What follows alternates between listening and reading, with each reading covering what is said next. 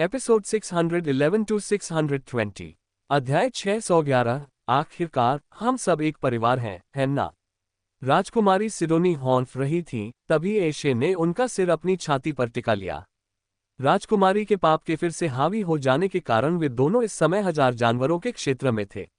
दुर्भाग्य से विलियम के बारे में कोई खबर नहीं थी कि वह कहाँ गया है। दोनों युवतियों ने बार बार विलियम को पुकारा, लेकिन कोई जवाब नहीं मिला। जल्द ही दोनों युवतियों को समझ आ गया कि टावर पर चढ़ते समय विलियम के साथ कुछ हुआ होगा।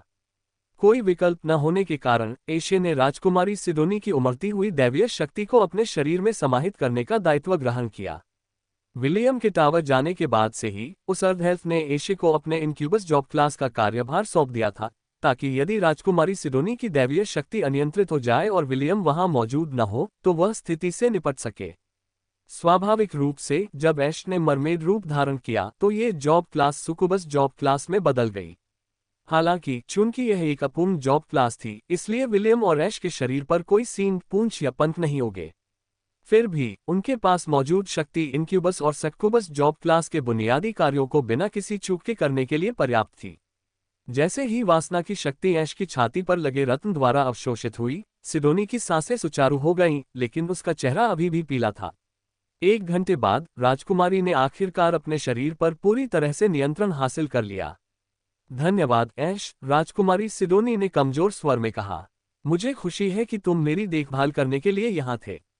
मुझे धन्यवाद देने की कोई जरूरत नहीं है, ऐश ने जवाब दिया। जब आप स्पष्ट रूप से कष्ट झेल रहे हैं तो मैं आंखें कैसे बंद कर सकता हूं? एशे ने अपने अंदर समाहित शक्ति को शांत करते हुए गहरी सांस ली। एक देवत्व की शक्ति को नियंत्रित करना आसान नहीं था। केवल विलियम ही, जिसे सिस्टम की सहायता प्राप्त थी, इस शक्ति को भविष्य में उपयोग के लिए एक प्रकार की बैटरी की तरह अपने शरीर में आसानी से संग्रहित कर सकता था। एशे सबसे अलग थी। वह एक जलपरी थी और इस तरह की चीजों से निपटने में बिल्कुल नौसिखिया थी। उसकी विशेषज्ञता आत्माओं को वश में करने में थी, और वासना की शक्ति ऐसी शक्ति नहीं थी जिसे वह शुरुआत से ही आसानी से वश में कर सके।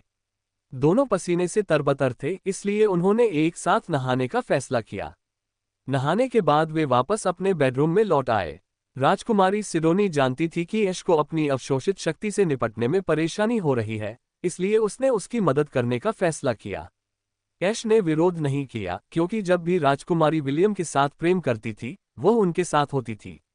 इसी वजह से उन दोनों के बीच की दूरी लगभग खत्म हो चुकी थी। ये कुछ ऐसा था जिसे हाफ एल्फ ने बढ़ावा दिया था, क्योंकि उसे एक ही समय में 2 खूबसूरत लड़कियों के साथ प्रेम करना पसंद था। जल्द ही दोनों महिलाएं बिस्तर पर लेट गईं, क्योंकि राजकुमारी सिडोनी ने ऐश को राहत दिलाने में मदद की। यही एकमात्र उपाय था जिससे वह ये सुनिश्चित कर सकती थी कि उसकी सहेली वासना की शक्ति से अभिभूत न हो जाए। योजक चिन्ह। इसी बीच बेबीलोन के टावर में शिफॉन ने अपनी आंखें खोली और खुद को एक बहुत ही परिचित कमरे में पाया। ये वही जगह थी जहां वह कई साल पहले आई थी। एक ऐसी जगह जिससे उसे बेहद डर लगता था। अचानक कमरे का दरवाजा खुला और हरे बालों वाला एक सुंदर लड़का अंदर आया। उसके चेहरे पर शैतानी मुस्कान थी, जिसे देखकर शिफॉन अनजाने में कांप उठी। सच तो यह है कि गुलाबी बालों वाली लड़की उस लड़के से बहुत डरती थी। उसकी सबसे बड़ी इच्छा यही थी कि उसे उससे दोबारा मिलने का मौका कभी न मिले। क्या हुआ, छोटी बहन? हरे बालों वाले लड़के ने पूछा। उसकी खून जैसी लाल आंखें शिफॉन को तिरस्कार भरी निगाहों से घूर रही थीं। क्या तुम्हें भूख लगी है? चिंता मत करो, मैं तुम्हें ऐसी जगह ले जाऊंगा जहां तुम पेट भर खा सकोगी। शिफॉन ने सिर हिलाते हुए अनजाने में एक कदम पीछे हटते हुए कहा, नहीं, मुझे भूख नहीं है। हरे बालों वाला लड़का हंसने से पहले 1 मिनट के लिए रुका। छोटी बहन, तुम्हें भूख कैसे नहीं लग रही? हरे बालों वाले लड़के ने चिढ़ाते हुए लहजे में पूछा। तुमने 2 दिन से कुछ नहीं खाया है। मुझसे झूठ बोलने की जरूरत नहीं है। बड़े भाई होने के नाते यह मेरा कर्तव्य है कि मैं तुम्हें पेट भर खाना खिलाऊं। नहीं नहीं, मुझे सच में भूख नहीं है। बड़े भाई फेलिक्स, आपको मुझे कहीं ले जाने की जरूरत नहीं है। ओह, क्या आपको वाकई भूख नहीं लग रही है? मुझे भूख नहीं है। जैसे उसके झूठ बोलने के प्रयास का मजाक उड़ाते हुए कमरे में गुड़गुड़ाहट की आवाज गूंजी। शिफॉन के पेट में भूख से गुड़गुड़ाहट की आवाज सुनकर फेलिक्स एक बार फिर हंस पड़ा। चलो चलते हैं। फेलिक्स ने उसका हाथ पकड़ लिया। उसे इस बात की परवाह नहीं थी कि वह उसके साथ जाना चाहती है या नहीं। अब तुम्हारे खाने का समय हो गया है। फेलिक्स शिफॉन का सौतेला भाई था। दोनों की माताएं अलग अलग थीं, लेकिन पिता एक ही थे। गुलाबी बालों वाली उस लड़की के कई भाई बहन भी थे। कुछ उससे बड़े थे, कुछ उससे छोटे, लेकिन शिफॉन के मामले में उन सभी का रवैया एक जैसा था। उन सभी ने उसके साथ कचरे जैसा व्यवहार किया। फेलिक्स शिफॉन को घसीटते हुए उस जंगल में ले गया जो उनके हवेली के ठीक बाहर था। यह एक विला था जिसका उपयोग उनका परिवार शिकार के मौसम में रहने के लिए करता था। स्वाभाविक रूप से जंगल पास ही था, इसलिए उन्हें शिकार करने के लिए दूर तक यात्रा करने की आवश्यकता नहीं थी। आधे घंटे बाद दोनों जंगल के अंदर एक छोटे से खुले मैदान में पहुंचे। वहां एक दर्जन से अधिक लड़के लड़कियां खुशी खुशी बातें कर रहे थे। मैं इसे अपने साथ लाया हूं, फेलिक्स ने शिफॉन को आगे धकेलते हुए घोषणा की। ये बहुत भूखी है। मुझे उम्मीद है कि आप सभी हमारी बहन को जितना हो सके उतना खाना खिलाने में मदद करेंगे। आखिर हम सब एक परिवार हैं, है ना? लड़के और लड़कियां हंस पड़े और अपनी सहमति व्यक्त की। शिफॉन ने सिर झुकाते हुए अपनी मुट्ठी भींच ली। क्यों? ये सब क्यों हो रहा है? शिफॉन मन ही मन घबरा गई। अभी 1 मिनट पहले ही मैं बिग ब्रदर वाई के साथ थी। शिफॉन रुक गई। जो नाम वह बोलने वाली थी वह उसकी जबान पर अटक गया। उसने अपने बड़े भाई का नाम याद करने की कोशिश की, लेकिन हर बार कोशिश करने पर उसके दिमाग में बस एक धुंधली सी छवि उभरती थी। उसे बस उसके बालों और आंखों का रंग याद था। हालांकि ये दोनों चीजें भी धीरे धीरे धुंधली होती जा रही थीं। क्या हुआ? फेलिक्स ने शिफॉन के शरीर को एक बार फिर धक्का देते हुए पूछा। अचानक धक्का लगने से शिफॉन जमीन पर गिर गई। सामने का दृश्य देखकर उसके आसपास मौजूद सभी लोग हंस पड़े। उनकी हंसी ने उस याद को दबा दिया जिसे शिफॉन बड़ी मुश्किल से थामे रखना चाहती थी। एक ऐसी याद जिसे वह किसी भी कीमत पर खोना नहीं चाहती थी। सब लोग, हमारी बहन बहुत भूखी है। फेलिक्स ने शरारती मुस्कान के साथ हाथ उठाया। चलो शिफॉन पर अपना प्यार बरसाते हैं। ठीक है, मैंने इस दिन के लिए तैयारी कर ली है। मैं तो पास के छोटे से गांव में भी गया था, हमारी बहन को कुछ खाने को दिलाने में मदद करने के लिए। ओह, आपकी मेहरबानी। मुझे तो रसोई में बस कुछ सड़ा हुआ खाना मिला। मानो बाढ़ के द्वार खुल गए हों। शिफॉन के भाई बहनों ने अपने भंडारघर के छल्ले खोल दिए और पिछले 2 दिनों में इकट्ठा किए गए तरह तरह के कचरे से उसे सराबोर कर दिया। सड़े हुए अंडे, मछली की हड्डियां, मरे हुए चूहे, कीड़े मकोड़े, हड्डियां, मांस के टुकड़े, जंगल में मिले जानवरों के गोबर और कई अन्य चीजें जो घिनौनी और सामान्य दोनों थीं। गुलाबी बालों वाली लड़की सिर से पैर तक गंदगी से सनी हुई थी, लेकिन इससे उसे निराशा नहीं हुई।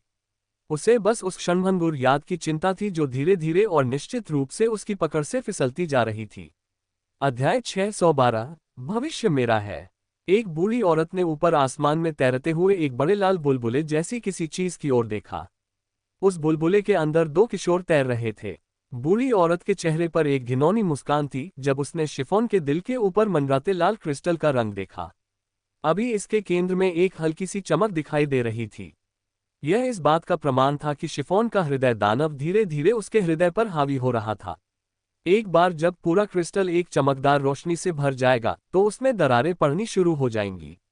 इसका अर्थ ये था कि उस व्यक्ति का हृदय उसके हृदय दानव के वश में आ गया था और अब अंतिम चरण के लिए तैयार था। 51वीं मंजिल पर शासन करने वाले संरक्षक को हृदय खाना पसंद था। उसे विशेष रूप से निर्दोष लोगों के हृदय पसंद थे क्योंकि उनका स्वाद बहुत ही समृद्ध और तीव्र होता था। हालांकि गार्जियन ने लोगों के दिलों को और भी खास बनाने का एक बेहतर तरीका खोज लिया था। एक बार जब वे अपने हॉट डेविल से हार जाते थे तो गार्जियन उस व्यक्ति की सबसे गहरी इच्छा पूरी कर देता था और उसकी ख्वाहिश को संतुष्ट कर देता था। इस तरह उनके पहले से ही स्वादिष्ट दिल और भी अधिक पौष्टिक हो जाएंगे और उन्हें खाने के बाद उसे और अधिक शक्ति मिलेगी। वे पहले से ही जानते थे कि शिफॉन एक शक्तिशाली दैवीय शक्ति की धारक है। हालांकि वे यह नहीं जानते थे कि ये दैवीय शक्ति क्या है, लेकिन उन्हें इसकी ज्यादा परवाह भी नहीं थी। वह इस अनमोल खजाने के साथ जन्म लेने वाली पहली व्यक्ति नहीं थी। कई अन्य लोग भी हृदय राक्षसों के वश में होकर गार्जियन के हाथों में आ गए थे। उनकी शक्तियां लंबे समय से उनके शरीर का हिस्सा बन चुकी थीं। बस एक और देवत्व और महामहिम इस मीनार में बंधे नियमों को तोड़ सकेंगे, बूढ़ी औरत ने कोमल स्वर में कहा। तुम्हें गर्व होना चाहिए, बालक। तुम्हारा हृदय एक ऐसे ईश्वर को जन्म देगा जो इस संसार पर राज करेगा। चिंता मत करो, अपनी अंतिम सांस लेने से पहले तुम्हारी सबसे गहरी इच्छा पूरी हो जाएगी। क्या मेरे प्रभु दयालु नहीं है? बुजुर्ग महिला खिलखिलाकर हंस पड़ी, फिर उसकी नजर विलियम पर पड़ी जो शिफॉन के ठीक बगल में तैर रहा था। खैर, ये लड़का बुरा नहीं है, बूढ़ी औरत ने बुदबुदाते हुए कहा। मुझे लगता है मैं महामहिम से अनुरोध कर सकती हूँ कि वे 100 वर्षों से उनकी सेवा करने के पुरस्कार के रूप में आपको मुझे सौंप दें। उस बूढ़ी औरत ने अपने पीले दांत दिखाते हुए मुस्कुराया। यहाँ के सभी पुरुष उन घिनौने यारामा यहाँ वोस और कॉकेट्रेस में बदल गए हैं।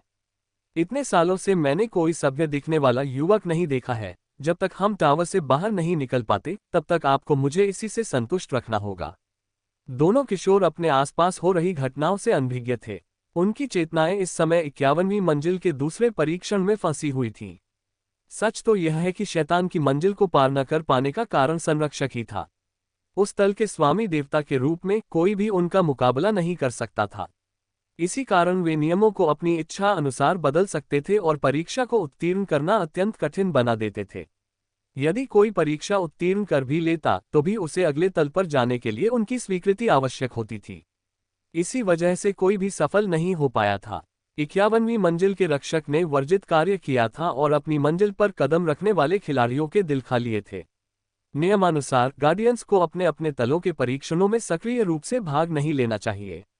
हालांकि तल का प्रशासक एक अपवाद था, क्योंकि वह एक अत्यंत दुष्ट प्राणी था।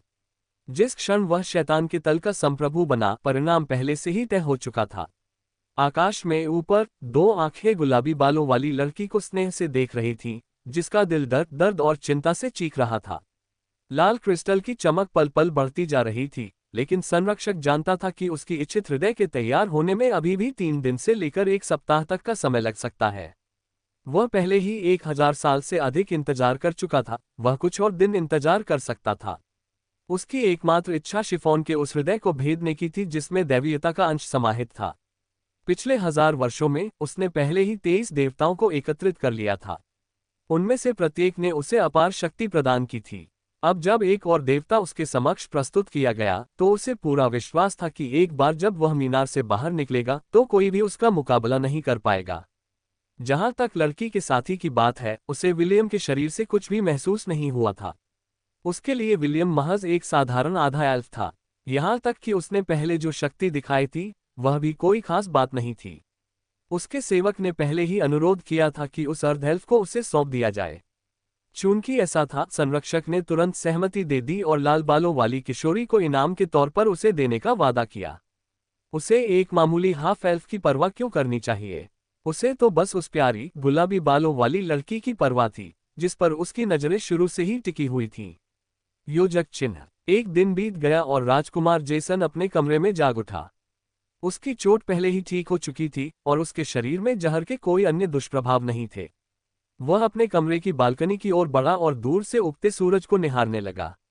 आज क्वार्टर फाइनल का आखिरी दिन था। अगर वह आज अपना मुकाबला जीत जाता तो वह सेमीफाइनल में पहुंच जाता, जो उसके लक्ष्य को हासिल करने से बस एक कदम दूर होता।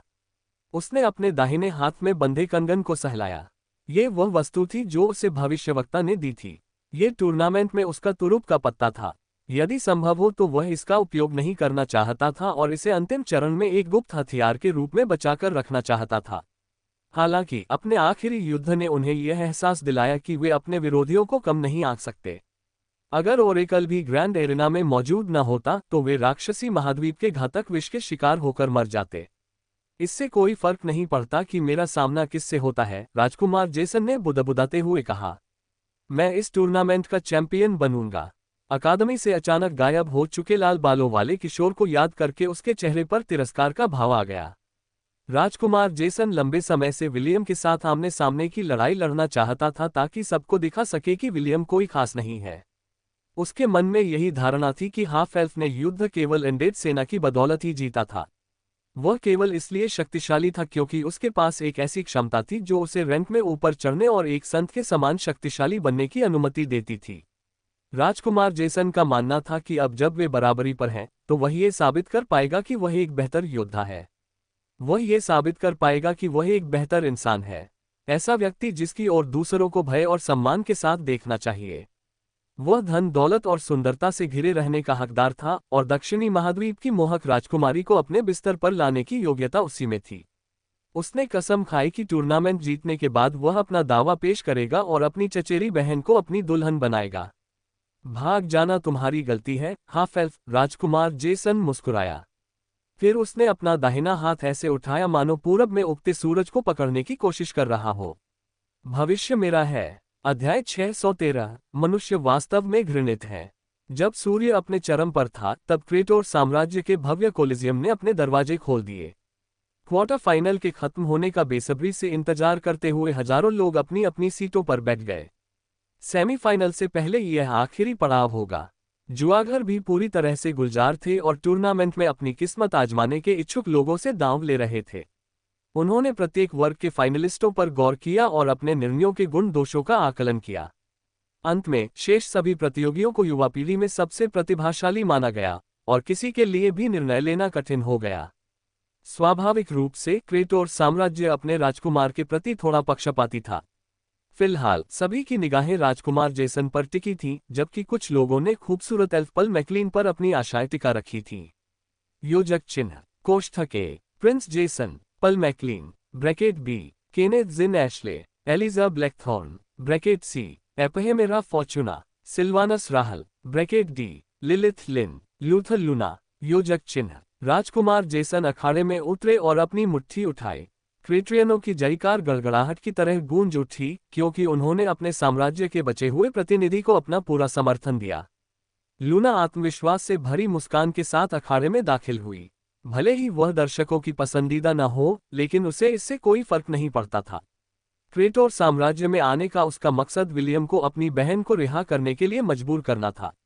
ये बेहद दुर्भाग्यपूर्ण था कि हाफ एल्फ कहीं नजर नहीं आ रही थी, इसलिए उसकी शुरुआती योजना धरी की धरी रह गई। हालांकि वह अब भी टूर्नामेंट जीतना चाहती थी। सिल्वर मून महाद्वीप विश्व मंच पर अपनी प्रतिष्ठा वापस पाना चाहता था।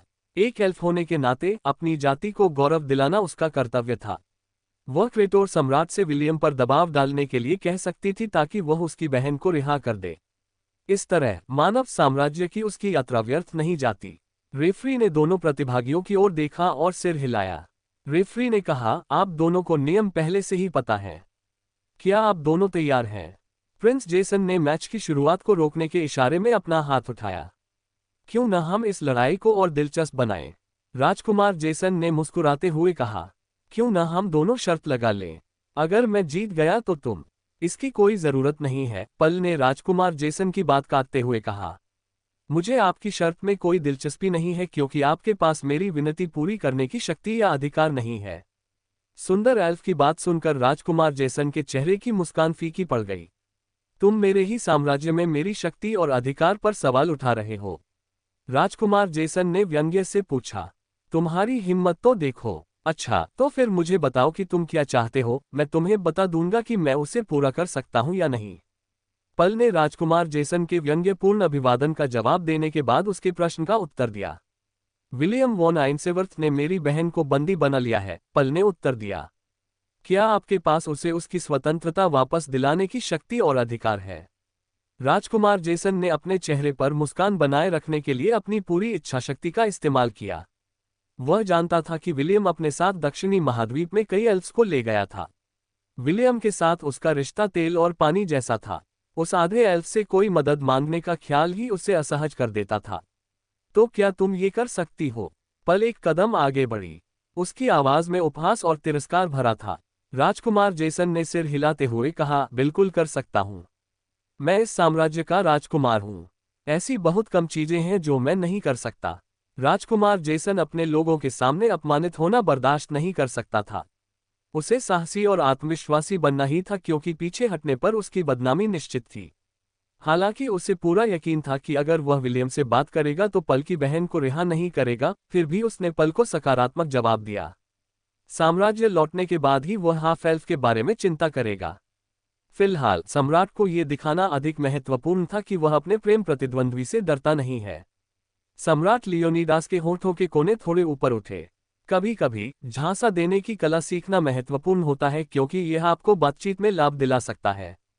दुर्भाग्यवश पल ने काटने की कोशिश नहीं की और केवल असहाय होकर अपना सिर हिलाया। जो पुरुष किसी दूसरे पुरुष की मंगेतर पर बुरी नजर रखता है, उस पर भरोसा नहीं किया जा सकता, पल ने धनुष उठाते हुए सोचा।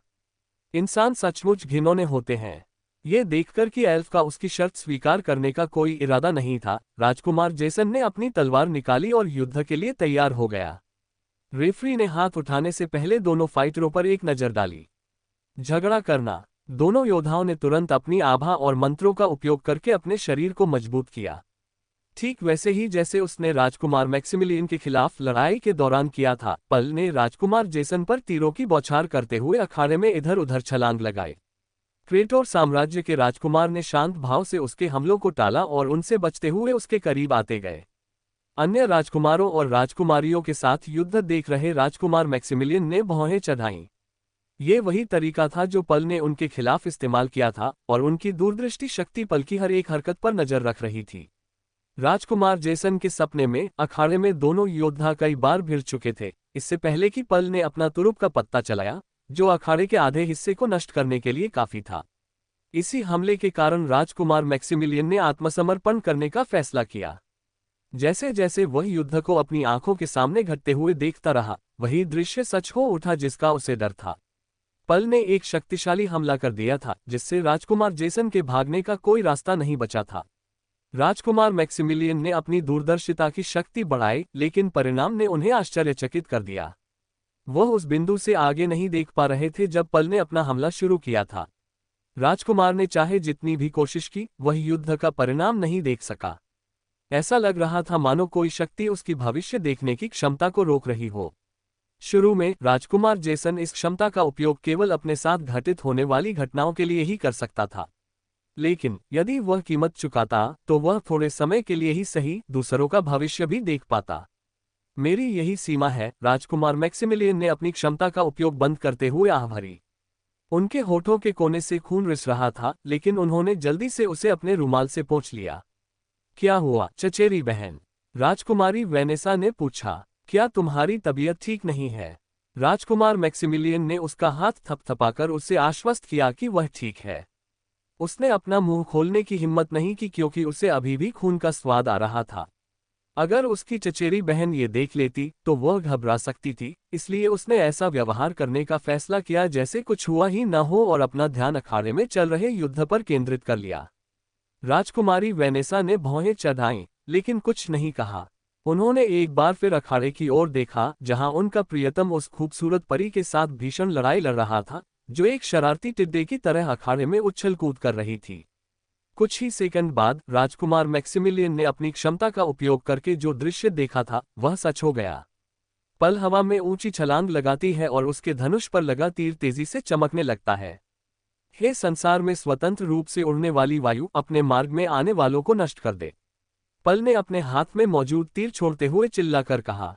Arrow annihilation. अध्याय 614। मैं तुम्हें मुक्त करूंगा। आकाश से हवा का एक शक्तिशाली झोंका नीचे आया। राजकुमार जेसन की छठी इंद्री उसे हर कीमत पर इससे बचने की चेतावनी दे रही थी। हालांकि वह कहीं भी जाता, हमले की चपेट में आ ही जाता। राजकुमार जानता था कि अब जीवन और मृत्यु का क्षण है, इसलिए उसने अपनी कलाई पर बंधे कंगन को सक्रिय करने का फैसला किया। एक जोरदार धमाके से अखाड़ा हिल गया। धूल का एक बादल आसमान में उठ खड़ा हुआ, जिससे पल के शक्तिशाली हमले का परिणाम किसी को भी दिखाई नहीं दिया। अपने अपने स्थानों पर बैठे सम्राटों, राजाओं और कुलपतियों ने अपनी आंखें सिकोड़ लीं। महारानी एंड्रास्ते ने अपने विचार व्यक्त करने से पहले अपना सिर हिलाया। महारानी एंड्रास्ते ने कहा, शायद हमें नियमों में ये जोर देना चाहिए था कि इस तरह की कलाकृतियों को टूर्नामेंट में अनुमति नहीं दी जानी चाहिए। इसे धोखाधड़ी माना जाएगा। अन्य शासकों ने सहमति में सिर हिलाया और फिर आयोजन की मेजबानी कर रहे सम्राट की ओर देखा। महारानी लियोनिडास का चेहरा शांत था जब उन्होंने अखाड़े की ओर देखा। हम इसे बाद में नियम में जोड़ सकते हैं, अभी तो कुछ भी बदलने में बहुत देर हो चुकी है। महारानी एंड्रास्टेड ने सिर हिलाया। वह उन लोगों में से एक थी जिन्होंने टूर्नामेंट के नियम बनाए थे। उनमें से किसी ने भी ऐसी कलाकृतियों के इस्तेमाल की कल्पना नहीं की थी, इसलिए इसे नियम पुस्तिका में शामिल नहीं किया गया था। अन्य सम्राटों ने एक दूसरे की ओर देखा, लेकिन वे कुछ नहीं कर सकते थे। यह एक ऐसी खामी थी जिसकी उन्होंने कल्पना भी नहीं की थी। टूर्नामेंट के मेजबान होने के नाते सम्राट लियोनिडास ने नियमों के निर्माण में हस्तक्षेप न करने की नीति अपनाई थी। इसका मतलब ये था कि वे निर्दोष थे और वर्तमान परिस्थिति के लिए उन्हें दोषी नहीं ठहराया जा सकता था। दानव सेनापति ज़ेओल ने अपनी नाराजगी जाहिर करते हुए गुस्से से नाक सिकुड़ी। मन ही मन वह निराश था क्योंकि राजकुमार जेसन की मृत्यु नहीं हुई थी। अब जब राजकुमार ने अपना तुरुप का पत्ता खेल दिया था, तो मुकाबले का नतीजा तय हो चुका था। एक शक्तिशाली आभा ने अखाड़े से धूल के बादल को तितर-बितर कर दिया। जैसा कि राजकुमार मैक्सिमिलियन ने भविष्यवाणी की थी, अखाड़े का आधा हिस्सा नष्ट हो गया। लेकिन एक चीज ऐसी थी जिसकी वह भविष्यवाणी नहीं कर पाए थे। अखाड़े के तबाह हिस्से में राजकुमार जेसन खड़ा था। उसने गहरे लाल रंग का कवच पहन रखा था जो पल के विनाशकारी हमले को झेलने के लिए काफी मजबूत था। घिनौने राजकुमार, पल का चेहरा गुस्से से लाल हो गया। तो इसलिए तुम मुझसे शर्त लगाना चाहते थे? विलियम नाम के उस बदमाश के मुकाबले तुम कचरे के टुकड़े से ज्यादा कुछ नहीं हो। राजकुमार जेसन को अपने शरीर में शक्ति का तीव्र प्रवाह महसूस हो रहा था और उन्होंने इस सुखद अनुभूति का आनंद लेने का निर्णय लिया। हालांकि उनके प्रतिद्वंद्वी ने कुछ ऐसा कह दिया जो उन्हें पसंद नहीं आया और इससे उनका मूड खराब हो गया। उन्हें सबसे ज्यादा नफरत विलियम से अपनी तुलना किए जाने से थी। उसके लिए वह अर्धएल्फ एक ऐसी चुभन थी जो लाख कोशिश करने पर भी दूर नहीं होती थी। अब जब उसे कूड़े का टुकड़ा कहा जा रहा था, तो उसने उस खूबसूरत एल्फ पर जरा भी दया दिखाने का इरादा नहीं किया था, जिसे वह सबके सामने अपमानित करने की योजना बना रहा था। राजकुमार जेसन ने एक कदम आगे बढ़ाया और पल भर में पल से 2 मीटर की दूरी पर प्रकट हो गया। सुंदर परी ने दांत पीसते हुए पीछे हटने की कोशिश की। ये बेहद दुर्भाग्यपूर्ण था कि राजकुमार का हाथ पहले उसकी बांह पकड़ने में कामयाब हो गया, जिससे वह कूदकर भागने में असमर्थ रही। तेज चटकने की आवाज के साथ पल की बांह की हड्डियां टूट गईं। एल्फ ने चीखने से खुद को रोकने के लिए अपने होंठ काट लिए। अपने चेहरे को ढकने वाले गहरे लाल रंग के हेलमेट के पीछे राजकुमार जेसन व्यंग्य कर रहा था। अरे कुतिया, मैं तुम्हें ये जरूर समझाऊंगा कि उस आधे एल्फ कमीने से मेरी तुलना करने पर तुम्हें पछतावा होगा। राजकुमार जेसन ने पल के पेट में घूंसा मारकर उसे अपने सामने घुटने टेकने पर मजबूर करने के इरादे से अपना हाथ पीछे खींच लिया। हालांकि इससे पहले कि वह अपनी योजना को अंजाम दे पाता, किसी ने उसका हाथ पकड़ लिया और उसे उस खूबसूरत एल्फ को मुक्का मारने से रोक दिया। बस इतना ही काफी है, महाराज, एवेक्सियस ने मुस्कुराते हुए कहा। ये राउंड आपका है। राजकुमार जेसन को समझ नहीं आ रहा था कि एवेक्सियस ने उसे एल्फ लड़की को सबक सिखाने से क्यों रोका। हालांकि क्रेटोर साम्राज्य के ग्रैंड आर्कमेज की नजरें उसे यह एहसास दिला रही थी कि कुछ बहुत गलत होने वाला है। इसी वजह से उसने स्थिति को बेहतर ढंग से समझने के लिए उनके साथ चलने का फैसला किया। राजकुमार ने क्रेटोर साम्राज्य के सम्राट की ओर देखा। वह जानना चाहता था कि उसके मैच के बीच में किसी ने दखल क्यों दिया। सम्राट लियोनिडास ने उसे घूरकर देखा। उनका चेहरा शांत था, मानो दुनिया में कोई भी चीज उन्हें विचलित न कर सके। लेकिन यही भाव राजकुमार जेसन को यह बताने के लिए काफी था कि वह अब अपने प्रतिद्वंद्वी का कुछ नहीं कर सकता, जिसकी बांह का इलाज इस समय क्रेटोर साम्राज्य के चिकित्सक कर रहे थे। चलिए महाराज, एवेक्सियस ने टिप्पणी की। बाकी मैच अभी होने बाकी हैं। फिलहाल सारी सुर्खियां हम पर टिकी हैं। राजकुमार जेसन ने पीछे मुड़कर अखाड़े के निकास द्वार की ओर चलते हुए एक गहरी सांस ली। उसके शरीर को ढांकने वाला लाल कवच गायब हो गया और एक बार फिर उसकी दाहिनी कलाई पर लटकते कंगन में बदल गया। इस मुकाबले का विजेता राजकुमार जेसन है, रेफरी ने घोषणा की। हालांकि अखाड़े के अंदर क्या हुआ, इस बारे में दर्शक असमंजस में थे, फिर भी उन्होंने राजकुमार जेसन की जीत और सेमीफाइनल में पहुंचने पर तालियां बजाईं। केवल कुलीन योद्धा ही इस बात से अवगत थे कि क्या हुआ था, और उन्हें लगा कि राजकुमार ने अनुचित तरीके से जीत हासिल की है। फिर भी वे इस बारे में चुप रहे। टूर्नामेंट जीतने के लिए छल कपट का इस्तेमाल करने पर राजकुमार को डांटना उनका काम नहीं था। उन्हें बस उस खूबसूरत एल्फ पर तरस आ रहा था जिसे अखाड़े से बाहर ले जाया जा रहा था। पल ने केनेथ को अपने से कुछ ही दूरी पर खड़े देखा और उसकी ओर चलने का फैसला किया। वह उसके पास से गुजरी, लेकिन इससे पहले उसने कुछ ऐसा कहा जिसे केवल चांदी जैसे बालों वाला किशोर लड़का ही सुन सका। बाकी सब मैं तुम पर छोड़ती हूं, पल ने केनेथ के पास से गुजरते हुए कहा। हमारी दौड़ के लिए जीत हासिल करो। हमारे लक्ष्य को पूरा करने के लिए जो भी आवश्यक हो वो करो। केनेथ ने उसे कोई जवाब नहीं दिया। इसके बजाय वह अखाड़े की ओर चल पड़ा क्योंकि अब उसकी बारी थी लड़ने की। आराम करने की जगह की ओर जाने से पहले पल ने जटिल भावनाओं के साथ उसकी पीठ की ओर देखा। हालांकि वह हार गई थी, लेकिन उसने टूर्नामेंट को अंत तक देखने का इरादा किया था। केनेथ एल्फ जाति की एकमात्र बची हुई उम्मीदवार थी। मूल रूप से वह टूर्नामेंट की चैंपियन बनना चाहती थी। ये बेहद दुर्भाग्यपूर्ण था कि राजकुमार ने बेशर्मी से एक कलाकृति का उपयोग करके अपनी सुरक्षा को अत्यधिक बढ़ा दिया और नश्वर लोक में सर्वोच्च स्थान प्राप्त कर लिया, जिससे उसका ये सपना चकनाचूर हो गया। पल निराश थी, लेकिन वह समझती थी कि क्रेटोर साम्राज्य में वह कोई हलचल नहीं मचा सकती। उसके पास इंतजार करने के अलावा कोई चारा नहीं था। केनेथ की जीत का इंतजार करो और संत के पुत्र के लौटने का इंतजार करो। जब पल इन बातों पर विचार कर रही थी, तभी एक कोमल लेकिन दृढ़ आवाज उसके संवेदनशील कानों तक पहुंची। चिंता मत करो, मैं जीतूंगा। केनेथ दृढ़ निश्चय के साथ अखाड़े में दाखिल हुआ।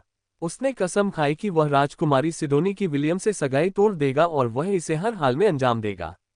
चिंता मत करो, विल, केनेथ ने अपनी म्यान से छोटी तलवार निकालते हुए सोचा। मैं तुम्हें मुक्त कर दूंगा। अध्याय 615, एक अतीत जिसे पीछे छोड़ दिया गया। शिफॉन अपने थके हारे शरीर को घसीटते हुए विला के पास एक छोटे से घर तक ले गई। उसके कपड़े पूरी तरह से गंदे थे और उसका शरीर गीला और चिपचिपा महसूस हो रहा था। जैसे ही वह बैठक कक्ष पार कर रही थी, उसे हल्की खांसी की आवाज सुनाई दी। शिफॉन, तुम वापस आ गई, गुलाबी बालों वाली एक छोटी और सुंदर महिला शिफॉन की ओर बढ़ते हुए बोली। उसकी नजर अपनी बेटी पर पड़ी और उसे देखकर उसका दिल दुख से भर गया। चलो पहले बाथरूम चलते हैं। मैंने भी अभी तक स्नान नहीं किया है, चलो साथ में स्नान करते हैं। वाक्य पूरा करने के बाद महिला को फिर खांसी आ गई। स्पष्ट रूप से उसकी तबीयत ठीक नहीं थी, लेकिन अपनी बेटी को उस हालत में देखकर उसे अपनी बीमारी से भी ज्यादा दुख हुआ। मम्मी, शिफॉन ने हाथ बढ़ाकर अपनी मां को गले लगा लिया। कुछ ही पलों में वह फूट फूट कर रोने लगी। ऐसा लग रहा था मानो वह अपने सारे दुख उस इकलौते इंसान के सामने बयां कर रही हो जो सचमुच उसकी परवाह करता था। शिफॉन की मां अप्रैल ने भी उसे गले लगा लिया। उसे इस बात की परवाह नहीं थी कि उसकी बेटी गंदी है। उसे इस बात की परवाह नहीं थी कि उसकी बेटी से बदबू आती है। उसे बस इस बात की चिंता थी कि उसकी प्यारी बच्ची दर्द में है और एक मां होने के नाते वह उसकी वर्तमान स्थिति की परवाह किए बिना उसके साथ रहेगी। कुछ मिनटों बाद शिफॉन आखिरकार शांत हो गई। उसने अपनी मां को बाथरूम ले जाने दिया और उसने उसे साफ सुथरा किया। अप्रैल ने एक छोटी बाल्टी से अपनी बेटी के सिर पर पानी डाला। उसके बाद उसने साबुन और पानी से उसे सिर से पैर तक साफ किया। ऐसा करते समय उसे बीच बीच में खांसी आती थी, लेकिन उसे इसकी परवाह नहीं थी। शिफॉन के शरीर के हर कोने को अच्छी तरह साफ करने के बाद उसने उसे पानी से धोया। मां, मुझे भी आपकी मदद करने दीजिए, शिफॉन ने कहा। अप्रैल ने सिर हिलाया। तुम मेरी पीठ धो दो, बाकी मैं खुद कर लूंगी। शिफॉन ने साबुन को अपने हाथ में मजबूती से पकड़ रखा था और अपनी मां की पीठ साफ करने में उनकी मदद कर रही थी। दोनों ने बाथरूम में काफी समय बिताया, जिसके बाद वे अपने शरीर पर तौलिए लपेटे हुए बाहर निकले। शिफॉन गुनगुना रही थी जब उसकी मां हाथ के तौलिए से उसके बाल सुखाने में मदद कर रही थी। शिफॉन, तुम जल्द ही 12 साल की होने वाली हो, अप्रैल ने कहा। कुछ और साल और तुम शादी करने लायक हो जाओगी। काश मैं वो दिन देख पाती। ये शब्द कहने के बाद अप्रैल को खांसी का दौरा पड़ा, जिससे शिफॉन घबरा गई। गुलाबी बालों वाली लड़की ने तुरंत अपनी मां की पीठ को सहलाने में मदद की ताकि उन्हें आराम मिल सके। जब अप्रैल की खांसी ठीक हो गई तो शिफॉन उसके बगल में बैठ गई। वह अब भी अपनी मां के बारे में चिंतित थी, लेकिन उसकी मां ने उसे गले लगाया और उसके माथे पर चुंबन किया। मैं ठीक हूं, मेरे बारे में चिंता मत करो, अप्रैल ने उसे आश्वस्त किया। शिफॉन को अभी भी अपनी मां की चिंता थी, लेकिन चूंकि अप्रैल ने कहा कि वह ठीक है, इसलिए उसने उसकी बात पर विश्वास करने का फैसला किया। मां, शादी करने लायक उम्र का क्या मतलब है? शादी क्या होती है? शिफॉन ने पूछा। अप्रैल ने अपने माथे पर हल्के से थपथपाया, क्योंकि वह भूल गई थी कि शिफॉन अभी शादी का मतलब समझने के लिए बहुत छोटी है। अंत में उसने फैसला किया कि वह शिफॉन को ये बात ठीक से समझाएगी, बजाय इसके कि वह इसे अपने सौतेले भाइयों और बहनों पर छोड़ दे, जिनका एकमात्र उद्देश्य शिफॉन को दुख देना था। विवाह एक ऐसा समारोह है जिसमें आप अपने प्रियजन से प्रतिज्ञा करते हैं। एक बार यह हो जाने के बाद आप दोनों जीवन भर के लिए साथी बन जाते हैं। अप्रैल ने दूर देखते हुए आह भरी, मानो वह अतीत की किसी याद में खोई हुई थी। एक ऐसा अतीत जहां उसे लगा था कि उसे अपना सच्चा प्यार मिल गया है। एक ऐसा प्यार जो उसे दुनिया की सबसे खुश बौनी बना देता। मुझे उम्मीद है कि तुम्हें कोई ऐसा मिलेगा जो तुमसे सच्चा प्यार करेगा, अप्रैल ने शिफॉन के सिर पर हाथ फेरते हुए कहा। कोई ऐसा जो सुख दुख में तुम्हारा साथ कभी न छोड़े। शिफॉन को अप्रैल की बात कुछ कुछ समझ आ रही थी, हालांकि वह अभी इतनी छोटी थी कि पूरी तरह समझ नहीं पा रही थी। मम्मी, क्या पापा और आपने शादी कर ली थी? शिफॉन ने पूछा। अप्रैल का शरीर अकड़ गया और उसे फिर से खांसी का दौरा पड़ गया। शिफॉन ने जल्दी से अपनी मां की पीठ पर एक बार फिर थपथपाया ताकि उन्हें थोड़ी राहत मिल सके। कुछ मिनटों बाद अप्रैल ने आह भरी और शिफॉन को गले लगा लिया। तुम्हारे पिता और मैंने शादी नहीं की, अप्रैल ने जवाब दिया। उन्होंने राजनीतिक कारणों से मुझसे शादी न करने का फैसला किया। तुम्हें इस बारे में चिंता करने की जरूरत नहीं है। भले ही मैंने तुम्हारे पिता से शादी नहीं की, लेकिन तुम्हें जन्म देकर मैं बहुत खुश हूं।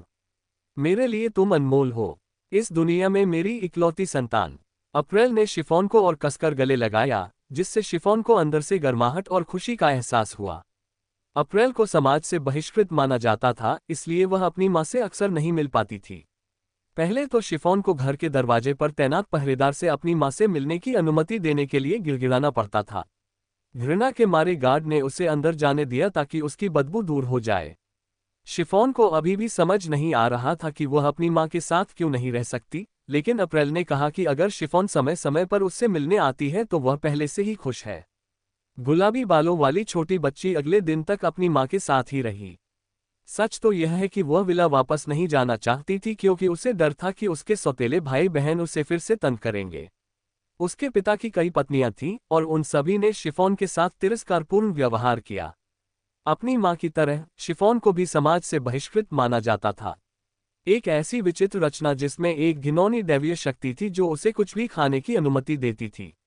गुलाबी बालों वाली लड़की के पिता ने शिफॉन और उसकी मां पर अपनी पत्नियों, बेटों और बेटियों द्वारा किए गए उत्पीड़न को अनसुना कर दिया। अगर अतीत में अप्रैल और उनके बीच कभी कोई प्रेम था भी, तो वह प्रेम अब पूरी तरह से लुप्त हो चुका था। अंत में केवल निराशा और अफसोस ही शेष रह गया। अप्रैल के बेटे को जन्म न देने से निराशा हुई। मुझे इस बात का अफसोस है कि अप्रैल अपनी बीमारी के कारण दूसरे बच्चे को जन्म नहीं दे सकी। उनके पिता की नज़रों में वे महज अतीत का बोझ थे, एक ऐसा अतीत जिसे वह बहुत पहले ही पीछे छोड़ चुका था। अध्याय 616, एक माँ की अंतिम इच्छा, भाग 1। विला के बगल में स्थित बगीचे में सुंदर महिलाओं का एक समूह बातें कर रहा था। वे शिफॉन के पिता की अन्य पत्नियां थीं और वे राक्षसी महाद्वीप की विभिन्न बातों पर चर्चा कर रही थीं। कुछ देर बाद उन्होंने शिफॉन को उस छोटे से घर से विला की ओर वापस आते देखा जहां उसकी मां रहती थी। एक महिला ने घृणा से जीभ चटकाते हुए कहा, मुझे अब भी समझ नहीं आता कि हमारा पति उस औरत को अपने पास क्यों रखता है। उसे रेगिस्तान में फेंक देना चाहिए और उसे अपने हाल पर छोड़ देना चाहिए। उसके आसपास की अन्य महिलाएं खिलखिलाकर हंस पड़ीं और सहमति में सिर हिलाया। वे सभी एक दूसरे की प्रतिद्वंदी थीं, लेकिन शिफॉन की मां एक ऐसी कांटा थी जिससे वे पिछले कुछ वर्षों से छुटकारा पाना चाहती थीं। अप्रैल उनके पति की पहली प्रेमिका थी। अगर वह उससे शादी कर लेता तो वह मुख्य पत्नी और उन सब में पहली बन जाती। सौभाग्य से राक्षसी परिषद ने उसके इस विचार का विरोध किया, इसलिए शिफॉन की मां को कोई कुलीन उपाधि नहीं मिली। वे सभी इस व्यवस्था से बहुत खुश थीं, लेकिन मन ही मन उन्हें अब भी इस बात की चिंता सता रही थी कि उनका पति अप्रैल के प्रति अपने पुराने प्यार को फिर से जगा देगा और उसे अपनी कानूनी पत्नियों में से एक बना लेगा। योजना बनते ही दोनों महिलाओं ने एक दूसरे को देखकर सहमति जताई। उनके पति और शिफॉन के पिता लुसिएल अपने साथियों के साथ शिकार पर गए हुए थे। विला में केवल उनके गार्ड ही मौजूद थे। अगर उन्हें अप्रैल पर हमला करना था तो अब बिल्कुल सही मौका था। हालांकि उन्हें ऐसा करने के लिए एक ठोस बहाने की जरूरत थी। उन्होंने यह बात खुलकर नहीं कही, लेकिन उन्हें डर था कि अगर लुसिएल की अनुपस्थिति में उन्होंने अप्रैल के साथ कुछ गलत किया तो वह नाराज हो जाएगा। ल्यूसिएल की पहली कानूनी रूप से विवाहित पत्नी नताशा ने अपनी आंखें सिकुड़ी। वह दानव महाद्वीप के उन ड्यूकों में से एक की बेटी थी जिन्होंने ल्यूसिएल के शासन का समर्थन किया था। इसी कारण उसकी पत्नियों में उसका अधिकार सर्वोच्च था और सभी बिना किसी चूक के उसके आदेशों का पालन करते थे। हमारे पति 3 दिन और नहीं लौटेंगे, नताशा ने कहा। अगर आप में से कोई अप्रैल से निपटने के लिए कोई अच्छा सुझाव दे सकता है तो मैं सुनने को तैयार हूं। जाहिर है, योजना लागू होने के बाद आप सभी को उसमें भाग लेना होगा। बिल्कुल बड़ी बहन, हम आपको पूरा समर्थन देंगे। जब तक हम अप्रैल महीने को कष्ट पहुंचा सकते हैं, मैं सहयोग करने को तैयार हूं। अन्य महिलाओं ने भी अपनी सहमति व्यक्त की। हालांकि वे आपस में अच्छे संबंध नहीं रखती थीं, फिर भी अप्रैल के प्रति उनकी घृणा एकमत थी। वे अब भी मानती थीं कि उनके पति की प्रेमिकाओं में से एक बौनी महिला का होना उनकी प्रतिष्ठा पर धब्बा है। मैंने एक बढ़िया योजना सोची है, एक महिला ने मुस्कुराते हुए कहा। हम माँ और बेटी दोनों को एक साथ दंडित कर सकेंगे। ओह, तो फिर हमें सुनाए। आगे बढ़ो, हमें आधर में मत छोड़ो। नताशा ने अपने लंबे हल्के हरे बालों को हल्के हाथों से सहलाया, फिर अपने साथी को इशारा किया कि वह उन्हें अपनी योजना बताए। अगर यह वाकई उतनी ही अच्छी थी जितनी वह दावा कर रही थी, तो वे निश्चित रूप से इस पर अमल करेंगे। जब महिलाएं बातें कर रही थीं, तभी उनके सिर के ऊपर से कोई उनकी बातचीत सुन रहा था। विलियम की चेतना किसी तरह शिफॉन की चेतना के साथ विलीन हो गई थी। उसने देखा था कि शिफॉन के सौतेले भाई बहन उसके साथ कैसा व्यवहार करते थे। उसने अप्रैल को देखा था और यह भी कि वह अपनी बेटी से कितना प्यार करती थी। उसने सुना था कि शिफॉन की सौतेली माताओं ने माँ बेटी की जोड़ी को परेशान करने की योजना बनाई थी। विलियम गुस्से से दांत पीसने लगा और उसकी मुट्ठियां भींच गईं। हालांकि वह कुछ भी करने में असमर्थ था। ऐसा लग रहा था मानो वह एक दर्शक बनकर फिल्म देख रहा हो। चाहे वह कुछ भी कर ले, कुछ नहीं हो रहा था। वह ऑप्टिमस से संपर्क नहीं कर पा रहा था, अपनी क्षमताओं का उपयोग नहीं कर पा रहा था, और शिफॉन से बात भी नहीं कर पा रहा था। कई कोशिशों के बाद विलियम ने हार मान ली और शिफॉन के बचपन को देखने लगा। विलियम ने शिफॉन के पिता और सौतेली माँ के नाम याद रखने का पूरा ध्यान रखा। उसने कसम खाई कि जब वह राक्षसी महाद्वीप जाएगा तो उन सबको खरी खोटी सुनाएगा। अगले दिन शिफॉन को उसके सौतेले भाई बहनों ने डॉजबॉल खेलने के लिए बगीचे में घसीट लिया। जाहिर है यह कोई साधारण खेल नहीं था, क्योंकि वे एक विशेष कलाकृति का उपयोग कर रहे थे जो नताशा ने चुपके से अपने बेटे फेलिक्स को दी थी। बच्चों को दो टीमों में बांटा गया और खेल की शुरुआत तब हुई जब फेलिक्स ने शिफॉन की टीम पर गेंद फेंकी और उन्हें एक एक करके खेल से बाहर कर दिया। बेशक शुरुआत में उनका लक्ष्य शिफॉन नहीं था। उन्होंने उसे आखिर के लिए बचाकर रखा था, क्योंकि बच्चों को उनकी माताओं ने एक दिन पहले बनाई गई योजना के बारे में चुपके से बता दिया था। अंत में उसकी टीम में केवल शिफॉन ही बची थी, क्योंकि बाकी सभी बाहर हो चुके थे। फेलिक्स मुस्कुराया और लापरवाही से गेंद शिफॉन की ओर फेंक दी। गेंद बहुत धीमी गति से आई, इसलिए शिफॉन ने उसे पकड़ने का फैसला किया। जब शिफॉन ने गेंद पकड़ी तो उसके होठों से दर्द भरी चीख निकल गई, क्योंकि गेंद अचानक बहुत गर्म हो गई थी। ऐसा लगा जैसे उसने अंगीठी में जलते हुए कोयले का एक बड़ा टुकड़ा पकड़ लिया हो। शिफॉन ने तुरंत गेंद छोड़ दी। फिर उसने रोते हुए अपने हाथों को देखा कि उसे कितनी चोट लगी है, लेकिन आश्चर्य की बात यह थी कि उसका हाथ बिल्कुल ठीक था। उसे जो दर्द हो रहा था उसके अलावा कहीं भी कोई चोट दिखाई नहीं दे रही थी। क्या हुआ? फेलिक्स ने पूछा। अब तुम्हारी टीम की बारी है हम पर हमला करने की। तुम लोग यहाँ क्यों खड़े हो? जल्दी करो और अपनी जगह पर जाओ। फेलिक्स की चीख सुनकर शिफॉन लगभग डर के मारे उछल पड़ी। वह जल्दी से अपने लिए आरक्षित स्थान पर गई और खेल शुरू होने का इंतजार करने लगी। भाई बहन ने एक दूसरे की तरफ देखा और हल्के से हंस पड़े। अब उनकी योजना के दूसरे चरण का समय आ गया था। खेल शुरू हुआ और फेलिक्स की टीम ने बड़ी कुशलता से फेंकी गई गेंदों को चकमा दिया। जब भी शिफॉन की गेंद फेंकने की बारी आती, उसके हाथों में तेज दर्द होने लगता। इस वजह से वह गेंद को बेतरतीब ढंग से फेंकती, जिसे देखकर उसके भाई बहन जोर से हंसने लगे। दूर से उन्हें देख रही महिलाएं आपस में हंस पड़ी, क्योंकि वे अच्छी तरह जानती थीं कि शिफॉन के साथ क्या हो रहा है। अंत में फेलिक्स की टीम टूर्नामेंट से बाहर हो गई और अब शिफॉन की टीम पर गेंद फेंकने की बारी उनकी थी। हमेशा की तरह उन्होंने शिफॉन को सबसे आखिर में रखा। फेलिक्स ने शिफॉन की ओर गेंद फेंकते हुए तिरस्कार भरी मुस्कान दी। इस बार उसने जरा भी संकोच नहीं किया और पूरी ताकत से गेंद फेंकी। शिफॉन किनारे हटने ही वाली थी कि अचानक गेंद की गति बढ़ गई। फिर वह सीधे उसके सीने पर लगी, जिससे वह कुछ मीटर हवा में उछल गई। फेलिक्स ने उस कलाकृति की विशेष क्षमता को सक्रिय कर दिया था, जिससे गेंद की गति बढ़ गई थी और उसका वजन 20 गुना हो गया था। सब कुछ इतनी तेजी से हुआ कि शिफॉन को समझ ही नहीं आया कि क्या हुआ। सीने में तेज दर्द के कारण उसे सांस लेने में तकलीफ हो रही थी। उसकी कई पसलियां टूट गई थीं, इसलिए हर बार सांस लेने पर उसे तेज दर्द होता था, जिससे सांस लेना और भी मुश्किल हो जाता था। उसके होठों के कोने से खून रिस रहा था और उसकी आंखों से आंसू बह रहे थे। तभी दूर से एक चीख सुनाई दी। अप्रैल ने शिफॉन को गेंद लगते हुए देखा था और उसके बाद जो हुआ उसे देखकर वह स्तब्ध रह गई। एक लड़ाकू होने के नाते उसने महसूस किया कि गेंद कोई साधारण गेंद नहीं थी, बल्कि एक ऐसी कलाकृति थी जिसका इस्तेमाल हथियार के रूप में भी किया जा सकता था। इस एहसास से वह गुस्से से भर गई और अपनी बेटी की हालत देखने के लिए उसकी ओर दौड़ी। मम्मा, शिफॉन ने कमजोर आवाज में कहा। उसे बहुत दर्द हो रहा था और वह चाहती थी कि उसकी माँ उसका दर्द दूर कर दे। अप्रैल आंखों में आंसू लिए अपनी प्यारी बेटी की ओर दौड़ी। उसे इस समय बहुत गुस्सा आ रहा था और वह फेलिक्स को अपने हाथों से जान से मार डालने की तीव्र इच्छा कर रही थी। लेकिन उसे पता था कि उसके बगल में तैनात पहरेदार उसे ऐसा करने से रोक देंगे। ऐसी स्थिति में वह दर्द से कराह रही अपनी बेटी की ओर दौड़ी। अप्रैल शिफॉन को बचाने के लिए अपनी पूरी ताकत लगा देगी, चाहे इसके लिए उसे अपनी जान ही क्यों न देनी पड़े। अध्याय 617 एक माँ की अंतिम इच्छा भाग 2। मैं यही हूँ। अप्रैल ने शिफॉन का हाथ पकड़ते हुए अपनी शक्ति को अपनी बेटी के शरीर की ओर प्रवाहित किया। अप्रैल के पास दोहरी क्षमताएं थीं। वह पृथ्वी तत्व के साथ साथ आध्यात्मिक शक्ति को भी नियंत्रित कर सकती थी। उसने प्रकृति की शक्ति का उपयोग करके शिफॉन के घावों को ठीक किया। वह इस शक्ति का प्रयोग बहुत कम करती थी क्योंकि यह उसकी विशेषज्ञता नहीं थी। हालांकि अपनी बेटी की पीड़ा देखकर अप्रैल ने अत्यंत सावधानी से उसके घावों को ठीक करने का निर्णय लिया। जैसे ही उसने अपनी शक्तियों का प्रयोग किया, उसके शरीर के भीतर सुप्त अवस्था में मौजूद विषैला धुआं फिर से सक्रिय हो गया। यही कारण था कि वह हर समय बीमार रहती थी। विषैले धुएं से उसकी शक्ति धीरे धीरे कम होती जा रही थी और वह केवल उसे रोकने की कोशिश कर सकती थी। शिफॉन की हालत देखकर अप्रैल ने अपनी खुद की कठिनाइयों को नजरअंदाज कर दिया और अपनी बेटी को ठीक करने के लिए अपनी शक्ति का इस्तेमाल किया, जिससे जहरीली गैस उसके शरीर के अंदर कहर बरपाने लगी।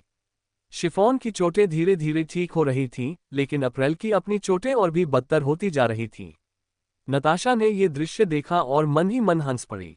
वह जानती थी कि अप्रैल बड़ी मुश्किल से अपने शरीर में व्याप्त विषैले प्रभाव को काबू में रख पा रही थी। अगर उसने अपनी शक्तियों का दोबारा इस्तेमाल किया तो फिर पीछे हटना नामुमकिन हो जाएगा। यही योजना उन्होंने बनाई थी ताकि अगर अप्रैल को कुछ हो जाए तो उन पर दोष न लगे। अप्रैल के होठों के कोने से काला खून बह रहा था क्योंकि वह अपने शरीर में हो रहे दर्द को सहन कर रही थी। शिफॉन को इस बात का एहसास नहीं था कि उसकी माँ इस समय कष्ट सह रही है। इस समय गुलाबी बालों वाली वह छोटी बच्ची प्रकृति की उस दिव्य शक्ति की गोद में थी जो उपचार में माहिर थी। टूटी हड्डियों और मांस को जोड़ना आसान था, लेकिन दूषित वायु का उपचार जादू से संभव नहीं था। केवल शक्तिशाली भविष्यवक्ता ही पुनर्स्थापन की शक्ति का उपयोग करके किसी व्यक्ति के शरीर से दूषित वायु को बाहर निकाल सकते थे। दुर्भाग्यवश दानवी महाद्वीप में कोई भी ऐसा भविष्यवक्ता नहीं था जो लुसियन का पक्ष लेता। कई साल पहले उन सभी ने अप्रैल को ठीक करने के उसके अनुरोध को अस्वीकार कर दिया था।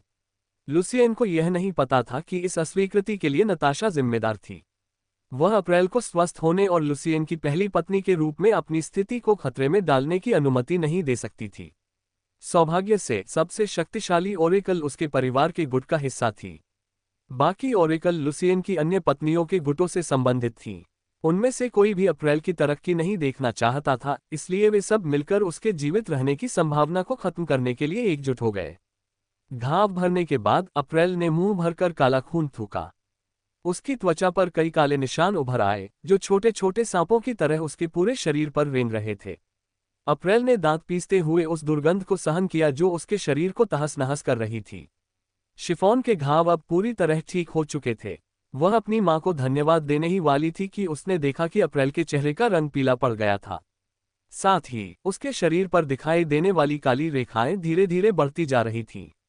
जो कुछ घट रहा था उससे घबराकर शिफॉन अप्रैल से लिपट गई और रोने लगी। अप्रैल ने अपनी पूरी इच्छाशक्ति जुटाकर अपने शरीर के भीतर व्याप्त दुर्गंध को जबरदस्ती दबा दिया। कुछ मिनट बीत गए और अप्रैल के शरीर पर बनी काली रेखाएं गायब हो गईं। हालांकि उसका रंग मोमबत्ती की तरह पीला पड़ गया था। शिफॉन ने उसके शरीर को सहारा दिया और उसे वापस उस घर ले गई जहां अप्रैल रहती थी। माँ, हम यहाँ हैं, आप ठीक हो जाएंगी, शिफॉन ने रोते हुए कहा। अप्रैल इतनी कमजोर थी कि कुछ बोल नहीं पा रही थी। इसके बजाय उसने अपनी बेटी का हाथ कसकर पकड़ लिया, यह जताने के लिए कि वह ठीक है। माँ, मैंने पुस्तकालय में किताबें पढ़ी और शादी का मतलब समझा, शिफॉन ने कहा। न जाने क्यों उसे अंदर से यह महसूस हो रहा था कि उसे हर हाल में अपनी माँ को जगाए रखना है। उसे याद आया कि उसकी माँ ने बातों बातों में क्या कहा था, इसलिए उसने इसी विषय पर अपनी माँ से बात शुरू की। अप्रैल ने सिर्फ मुस्कुराया और कमजोर ढंग से अपना सिर हिलाया। मैं अभी शादी के लिए बहुत छोटी हूँ, इसलिए माँ को मेरी देखभाल करनी चाहिए और मेरे भावी पति का चुनाव करना चाहिए, शिफॉन ने कहा। पापा से बेहतर कोई ढूंढने में मेरी मदद करो, कोई ऐसा जो मुझे अकेला न छोड़े और मुझे किनारे न कर दे। अप्रैल की आंखों से एक आंसू बह निकला जब उसने शिफॉन का हाथ कसकर पकड़ा। उसे महसूस हो रहा था कि उसकी जीवन शक्ति उसके शरीर से निकल रही है और वह जानती थी कि उसका समय आखिरकार आ गया है। उसने अपनी दयनीय बेटी को देखा और उसका दिल दुख से भर गया। ये दर्द उस दुर्गंध के कारण नहीं था, बल्कि उसे अपने हाल पर छोड़कर जाने के दर्द के कारण था। माँ, आपको कितने पोते पोतियां पसंद हैं? शिफॉन ने पूछा। वह इतनी छोटी थी कि यह समझ नहीं पा रही थी कि उसकी मां मृत्यु के कगार पर है। फिर भी उसकी अंतरात्मा उसे बता रही थी कि उसे बात करते रहना चाहिए। उसे हर हाल में अपनी मां को जगाए रखना था। दो ठीक है, अप्रैल ने अपनी बेटी के सवाल का जवाब देने के लिए खुद को मजबूर किया। ठीक है, मेरे 2 बच्चे होंगे, मैं उनसे मिलने के लिए बेताब हूं। अप्रैल अपने आंसू रोक नहीं पा रही थी। जैसे जैसे उसका जीवन अंत की ओर बढ़ रहा था, उसने प्रार्थना की। उसने ईश्वर से, जो उसकी प्रार्थना सुन सकता था, अपनी प्रिय बेटी पर दया करने की विनती की। उनके बगल में बैठा विलियम ये सब देख रहा था और उसका दिल टूट गया। उसे कहीं न कहीं अप्रैल की दिल से निकली प्रार्थना सुनाई दे रही थी। शिफॉन, माँ, मुझे तुमसे प्यार है। ओह, मैं भी तुमसे प्यार करती हूँ, माँ। इसके बाद अप्रैल ने अपना सिर एक तरफ घुमा लिया। उसका ख्याल रखना, अप्रैल ने कहा। कृपया मेरी बेटी का ख्याल रखना। विलियम को पता नहीं था कि यह महज एक संयोग था या नहीं, लेकिन अप्रैल उसके सामने खड़ी थी। आप ये भी कह सकते हैं कि अप्रैल सीधे उसकी आंखों में देख रही थी। ऐसा लग रहा था मानो वह विलियम की आत्मा को देख सकती हो। मैं उसका ख्याल रखूंगा, विलियम ने अनिश्चितता से जवाब दिया। मैं वादा करता हूँ। धन्यवाद। अप्रैल ने मुस्कुराते हुए अपनी आंखें बंद कर लीं। विलियम और शिफॉन को अपने शरीर से होकर गुजरती हुई एक हल्की हवा का एहसास हुआ। अचानक अप्रैल के शरीर पर काली रेखाएं फिर से उभर आईं। उन्होंने उसके पूरे शरीर को ढक लिया, यहां तक कि उसका पूरा शरीर घोर काला हो गया। माँ, शिफॉन ने अपनी माँ के हाथ की पकड़ ढीली होते हुए महसूस किया और तुरंत समझ गई कि कुछ गड़बड़ है। माँ, क्या हुआ? गुलाबी बालों वाली लड़की ने बिस्तर पर लेटी काली महिला को देखा। शिफॉन ने अपनी माँ को हल्के से हिलाया, लेकिन अप्रैल ने कोई प्रतिक्रिया नहीं दी। उसके चेहरे पर बस एक मुस्कान बनी रही। शायद यह विलियम के आश्वासन के कारण था, या शायद यह अपनी बेटी को आश्वस्त करने का उसका आखिरी प्रयास था कि सब कुछ ठीक हो जाएगा। वह अंत तक मुस्कुराती रही। ठीक उसी समय कमरे का दरवाजा अचानक खुल गया। नताशा और उसके साथी विजयी भावों के साथ अंदर आए। उन्हें अप्रैल की मृत्यु का आभास हो गया था, लेकिन फिर भी उन्होंने ये सुनिश्चित करने के लिए अच्छी तरह से जांच करने का फैसला किया कि उनकी प्रतिद्वंदी वास्तव में मर चुकी है। बिस्तर पर पड़ी काली, मृत बॉनी को देखकर नताशा ने उपहास किया और यहां तक कि उसके शरीर पर थूक भी दिया। अच्छा हुआ, नताशा ने तिरस्कार भरे लहजे में कहा। गार्डो, शिफॉन को ले जाओ और उसके कमरे में बंद कर दो। इस लाश का निपटारा मैं खुद करूंगी। शिफॉन, जिसे अचानक दोनों हाथों से पकड़ लिया गया था, घबरा गई। मुझे जाने दो, मेरी मां मरी नहीं है। शिफॉन चिल्लाए, वह तो बस सो रही है। उसने तो ये भी कहा था कि वह अपने पोते पोतियों को देखना चाहती है। नताशा ने उसकी बात अनसुनी कर बिस्तर की ओर चली गई। फिर उसने अप्रैल के शरीर को लात मारी, जिससे मृत बॉनी अप्रैल बिस्तर से नीचे गिर गई। नहीं, तुम क्या कर रहे हो? शिफॉन गुस्से से चिल्लाए। मम्मा को लात मारना बंद करो। नताशा और लुसियल की अन्य पत्नियां अप्रैल के शरीर पर लगातार लात मारती रहीं, मानो वे उन सभी कुंठाओं को निकाल रही हो जिन्हें उन्होंने इतने वर्षों से अपने अंदर दबा रखा था। बस करो, विलियम गुस्से से दहाड़ा। क्या तुम्हें मृतकों के प्रति जरा भी सम्मान नहीं है? विलियम ने महिलाओं को लात मारने की कोशिश भी की, लेकिन उसके वार उन पर बेअसर रहे। हालांकि वह जानता था कि यह व्यर्थ है, फिर भी उसका गुस्सा उसे चुपचाप बैठने नहीं दे रहा था। नहीं नहीं नहीं, माँ, शिफॉन चिल्लाए। वह छटपटाती रही, लेकिन पहरेदारों ने उसे मजबूती से जकड़ रखा था। कुछ मिनट बाद शिफॉन ने छटपटाना बंद कर दिया और बेहोश हो गई। नताशा और उसके साथियों द्वारा उसकी मां के साथ किए जा रहे अत्याचार को वह सहन नहीं कर पा रही थी। उसे बस इतना पता था कि उस समय उसका गुस्सा चरम पर पहुंच गया था और उसकी दुनिया अंधकार में डूब गई थी। वास्तविक दुनिया में शिफॉन की छाती के ऊपर तैरते हुए क्रिस्टल के अंदर की चमक बढ़ती गई। उसका हृदय शैतान धीरे धीरे उसके हृदय और शरीर पर हावी होता जा रहा था। वह बूढ़ी औरत जो उसे और विलियम को देख रही थी, खिलखिलाकर हंस पड़ी। कुछ और दिन और इस नन्ही बच्ची का दिल जवाब दे देगा, बूढ़ी औरत ने अपने झुर्रीदार चेहरे पर शैतानी मुस्कान लिए कहा। वह हमारी आज़ादी पाने के लिए जरूरी आखिरी बलिदान होगी। आखिरकार हम इस भयानक जगह को छोड़ सकेंगे। आकाश में ऊपर से एक भयावह हंसी सुनाई दी। धरती के रक्षक ने अपने अधीनस्थ की बात से सहमति जताई। कुछ ही दिनों में उसका 1000 वर्षों का इंतजार समाप्त होने वाला था। जब तक वह शिफॉन के हृदय और दिव्यता को आत्मसात करने में सफल हो जाता है, तब तक कोई भी उसके रास्ते में खड़ा नहीं हो पाएगा। अध्याय 618, न्याय की हमेशा जीत होती है। भीड़ की जय जयकार के बीच एलिजा का राक्षसी सिर अखाड़े में गिर पड़ा। राक्षसी महाद्वीप के प्रतिनिधि ने टूर्नामेंट के दौरान अपने निर्मम प्रदर्शन से कई लोगों को नाराज कर दिया था। युद्ध में उसने जिन भी विरोधियों का सामना किया, उन सभी को मार डाला, जिससे प्रतियोगियों के परिवार और दोस्त उसके खून के प्यासे हो गए थे। पिछली लड़ाइयों के विपरीत केनेथ के लिए ये लड़ाई आसान नहीं थी, क्योंकि एलिज़ा वास्तव में एक बहुत शक्तिशाली योद्धा था। नरसंहार के लिए पैदा हुई दानव जाति के प्रतिनिधि के रूप में एल्फ के पास इस मुकाबले को जल्द से जल्द समाप्त करने के अलावा कोई विकल्प नहीं था। केनेथ ने एलिज़ा को अपनी गंदी चालें और अन्य कपटपूर्ण तरीके इस्तेमाल करने की अनुमति नहीं दी। भीड़ ने उस दानव को मारने के लिए एल्फ की सराहना की, जिसे वे अपने हाथों से मारना चाहते थे। दानव महाद्वीप के अंतिम उम्मीदवार की मृत्यु के बाद भी ज़ेओल अविचलित दिखाई दिया। उसके इस व्यवहार से मध्य महाद्वीप के शासक चिंतित हो गए। उन्होंने लंबे समय से दानव जाति के इस युवा प्रतिभाशाली योद्धा के प्रति दानव सेनापति के उदासीन रवैये को देखा था। ऐसा लग रहा था मानो वे प्रतिभाशाली खिलाड़ियों को टूर्नामेंट ऑफ चैंपियंस में भाग लेने के लिए भेजने के बजाय केवल बलि का बकरा बनाए गए खिलाड़ियों को भेज रहे हों। सम्राट लियोनिडास को भी कुछ गड़बड़ का आभास हुआ, लेकिन ज़ेओल से कोई जवाब निकलवाना नामुमकिन था। दानव स्वामी का दाहिना हाथ होने के नाते उससे निपटना आसान नहीं था। केनेथ की जीत के बाद अंततः दो मुख्य डिवीजनों को अपने सेमीफाइनलिस्ट मिल गए। योजक चिन्ह कोष्ठक A Jason Hall Crater bracket B Kenneth Jin Ashley. योजक चिन्ह 10 मिनट के ब्रेक के बाद ब्रैकेट सी के फाइटर अपने मुकाबले के मंच की ओर बढ़े। एपहेमेरा फोर्टुना अखाड़े के केंद्र में शान से खड़ी थी। वह गुन्नार फेडरेशन की उन लोकप्रिय खिलाड़ियों में से एक थी जो दर्शकों की चहेती थी। गुन्नार फेडरेशन कई राज्यों से मिलकर बना था जो एक ध्वज के नीचे एकजुट हुए थे, जिससे हेस्टिया की दुनिया में एकमात्र फेडरेशन का जन्म हुआ। उसका जन्मस्थान इडलवाइस साम्राज्य था। यह एक ऐसा साम्राज्य था जो तलवारबाजी और विभिन्न प्रकार के जादू में निपुण जादुई तलवारबाजों को बढ़ावा देने के लिए जाना जाता था। उनकी प्रतिद्वंदी सिल्वेनस रा हाले साम्राज्य के नाम से जाने जाने वाले बोनो के साम्राज्य से थी। मध्य महाद्वीप के विभिन्न साम्राज्यों में शिल्प कौशल के मामले में कोई भी उन्हें मात नहीं दे सकता था। हाले साम्राज्य से आने वाले हथियार, कवच, कलाकृतियां, सहायक उपकरण और अन्य विविध वस्तुएं मध्य महाद्वीप में बेहद लोकप्रिय थीं। बोनो की उन्नत सैन्य साजो सामान के लिए वे कुख्यात थे, इसलिए कोई भी उन पर हमला करने की हिम्मत नहीं करता था। उन्होंने पूरे पहाड़ों को अपने किले में बदल दिया था और युद्ध में उनकी क्रूरता को उन सभी जातियों द्वारा मान्यता प्राप्त थी जो उनकी सीमाओं को साझा करती थीं। सिल्वेनस ने एक विशाल हथौड़ा उठाया जो उसके शरीर के आकार से कम 2 गुना था। एक नज़र में ही कोई समझ सकता था कि यह एक बेहद घातक हथियार था जो एक ही वार में चट्टानों को चूर चूर कर सकता था।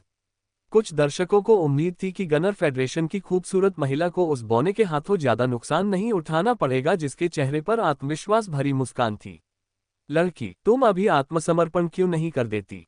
सिल्वेनस ने पूछा। मुझे विश्वास नहीं है कि हथौड़ा चलाना शुरू करने के बाद मैं खुद को रोक पाऊंगा। एपहेमेरा ने उस बौने को देखकर मुस्कुराया जो उसके प्रति चिंता दिखा रहा था। प्रस्ताव के लिए धन्यवाद, लेकिन मुझे इसे अस्वीकार करना होगा, एपहेमेरा ने उत्तर दिया। आप बेझिझक जितना चाहें उतना हथौड़ा चला सकते हैं। अगर मैं मर भी जाऊं तो भी मेरा परिवार या मेरे लोग आपके लिए कोई परेशानी खड़ी नहीं करेंगे। सिल्वेनस ने आह भरी और सिर हिलाया। चूंकि उसका प्रस्ताव अस्वीकार कर दिया गया था, इसलिए लड़ने के अलावा कोई और विकल्प नहीं बचा था। एपहेमेरा ने अपनी म्यान से रैपियर निकाली। पतली सुनहरी धार बेहद आकर्षक थी। हथियारों की समझ न रखने वाले लोग सोच सकते थे कि इस खूबसूरत महिला का हथियार सिर्फ दिखावे के लिए है, लेकिन युद्ध के मैदान के अनुभवी योद्धा बता सकते थे कि इस धार ने अनगिनत जानें ली थी। यह कोई विशेष समारोहों के लिए बनी तलवार नहीं थी, बल्कि हत्या के लिए बनी एक वास्तविक तलवार थी। एपहेमेरा की तलवार देखकर सिल्वेनस का चेहरा गंभीर हो गया। पिछले मुकाबलों में उसने सिर्फ एक साधारण रैपियर तलवार का इस्तेमाल किया था। आत्मा से बंधी तलवार को निकालना इस बात का सबूत था कि वह इस लड़ाई को गंभीरता से ले रही थी। जज ने दोनों प्रतिभागियों की ओर देखा और अपना हाथ उठाया। लड़ाई शुरू। रेफरी ने अखाड़े से बाहर जाने से पहले चिल्लाकर कहा।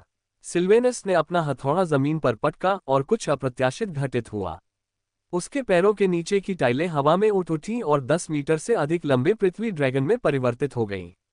गाइया फोर्स। सिल्वेनस दहाड़ा। पृथ्वी ड्रैगन ने अपना मुंह खोला और पृथ्वी ऊर्जा का एक केंद्रित गोला छोड़ा। रेफरी ने कई इशारे किए और अखाड़े के चारों ओर एक साथ 5 अवरोध दिखाई दिए। उन्होंने अनुमान लगाया था कि इस विशेष हमले को बढ़ा चढ़ाकर पेश किया जा सकता है और इससे दर्शकों की जान को खतरा हो सकता है। हालांकि कई सुरक्षात्मक उपाय किए गए थे, फिर भी वे कोई जोखिम नहीं लेना चाहते थे और उन्होंने सबसे सुरक्षित विकल्प को चुना। एपहेमेरा तलवार की तरह सीधी खड़ी थी जब एक छोटे से सूर्य के समान दिखने वाला ऊर्जा विस्फोट उस पर उतरा। एक्सटर्मिनेग्रा इम्पफी, एपहेमेरा ने चिल्लाते हुए आगे की ओर वार किया। सुनहरी तलवार तेजी से चमक उठी। कुछ ही क्षणों बाद 6 मीटर से अधिक लंबी एक विशाल तलवार ने पृथ्वी ड्रैगन के हमले को 2 हिस्सों में काट दिया।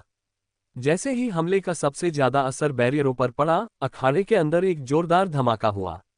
एपहेमेरा के लंबे बैंगनी बाल हवा में लहरा रहे थे और उसकी हल्की लाल आंखें शक्ति से दमक रही थीं। उसके चेहरे पर दृढ़ निश्चय का भाव था, जिससे उसकी सुंदरता और भी निखर रही थी। सिल्वेनस ने मुस्कुराते हुए दूसरी बार अपने हथौड़े से जमीन पर प्रहार किया। ठीक पहले की तरह बौने प्रतिभाशाली प्राणी के ऊपर एक और पृथ्वी ड्रैगन का निर्माण हो गया। गाइया टेम्पेस्ट, सिल्वेनस ने आदेश दिया। 2 पृथ्वी ड्रैगन अखाड़े के ऊपर काफी ऊंचाई पर तैरते हुए पहुंचे और फिर उन्होंने पृथ्वी के नुकीले कांटों से युक्त 2 ड्रैगन ब्रीथस छोड़ी। डिफ्लेक्टेंडिस एंजेल ग्रा, एपहेमेरा ने शांत भाव से मंत्रोच्चार करते हुए रक्षात्मक मुद्रा धारण कर ली। विशाल स्वर्ण तलवार 3 मीटर से अधिक ऊंची 4 परतों वाली स्वर्ण ढाल में परिवर्तित हो गई। ड्रैगन की सांसों और ढाल के बीच टकराव के कारण एक और शक्तिशाली विस्फोट हुआ। सिल्वेनस के पृथ्वी ड्रैगनों की शक्ति का सामना करते हुए एपहेमेरा के पैरों तले की जमीन चूर चूर हो गई। आधे मिनट बाद वह जहां खड़ी थी वहां से कुछ मीटर दूर फिसल गई। 2 पृथ्वी ड्रैगनों की ड्रैगन श्वास को कोई साधारण तलवारबाज रोक नहीं सकता था। भले ही ये जीव सिल्वेनस की क्षमता से बनाए गए थे, लेकिन उनकी मारक क्षमता असली पृथ्वी ड्रैगनों से किसी भी तरह कम नहीं थी। शक्तिशाली हमले के बावजूद एपहेमेरा के चेहरे पर मुस्कान आ गई। जैसे ही उसने अपनी शक्ति को सक्रिय किया, उसके पूरे शरीर पर सुनहरी रोशनी की चमक दिखाई दी। सही ही होता है, चाहे सब लोग इसके खिलाफ हो, एपहेमेरा ने धीरे से कहा। गलत ही होता है, चाहे सब लोग इसके पक्ष में हो। उसकी पीठ के पीछे 2 सुनहरे पंख उग आए और उसके हाथ में मौजूद ढाल का आकार बढ़ गया। मैं अपने विश्वास के लिए लड़ूंगी, एपहेमेरा दहाड़ते हुए बोली। यही मेरा न्याय है। अपने पंखों को जोर से फड़फड़ाते हुए एपहेमेरा सुनहरी ढाल को आगे करके सिल्वेनस की ओर उड़ गई। ये देखकर कि उसकी प्रतिद्वंदी उसे ढाल से ही प्रहार करने वाली है, बौने योद्धा ने अपना हथौड़ा पीछे खींचा और एक जोरदार प्रहार के लिए तैयार हो गया।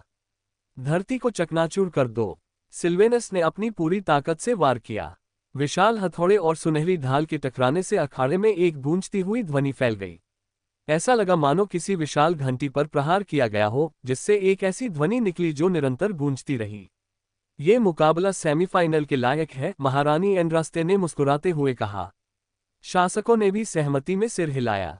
कुछ ही क्षणों बाद ग्रैंड कोलिजियम में एक जोरदार चटकने की आवाज गूंज उठी। अखाड़े के भीतर अराजक शक्तियों को रोके रखने वाली बाधाएं टूटने लगी थीं। ठीक उसी क्षण सम्राट लियोनिडास ने अपना राजदंड उठाया जब सुरक्षा घेरा टूट गया। सौभाग्य से सम्राट ने पहले ही कई अन्य सुरक्षा घेरे बना रखे थे, जिन्होंने 2 शक्तिशाली योद्धाओं के बीच शक्तिशाली टक्कर के बाद के झटकों से दर्शकों को बचाया। एक्सटर्मिनेट गर्गेंटिनियस, एक विशाल सुनहरी तलवार ने हवा में मंडरा रहे 2 पृथ्वी ड्रैगनों को बीच से काट दिया और फिर जमीन की ओर उतरने लगी। कुछ ही देर बाद एक जोरदार कराहने की आवाज सुनाई दी। एक आकृति अखाड़े से बाहर निकली और वहां लगी बाधा से टकरा गई। सिल्वेनस ने मुंह भरकर खून खांसा और उसका शरीर जमीन पर गिर पड़ा। उसका कवच तार तार हो चुका था और वह गंभीर रूप से घायल था। सौभाग्य से वह अगले दिन जीवित रहा, क्योंकि क्रेटोर साम्राज्य के पादरी उसकी ओर दौड़ पड़े। एपहेमेरा ने अपनी तलवार को एक तरफ झटका दिया और फिर उसे म्यान में वापस रख दिया। उसके कपड़े थोड़े गंदे थे, लेकिन इसके अलावा वह ठीक थी। रेफरी की घोषणा का इंतजार किए बिना ही भीड़ ने विजेता के लिए जयकारे लगा दिए। रेफरी ने असहायता से अपना सिर हिलाया, लेकिन फिर भी अपना कर्तव्य निभाने के लिए हाथ उठाया। रेफरी ने घोषणा की, इस मैच की विजेता है एपहेमेरा फॉर्चूना। अब वे सेमीफाइनल में पहुंचेंगी। बैंगनी बालों वाली उस खूबसूरत महिला ने अखाड़े से निकलने से पहले दर्शकों को झुककर अभिवादन किया।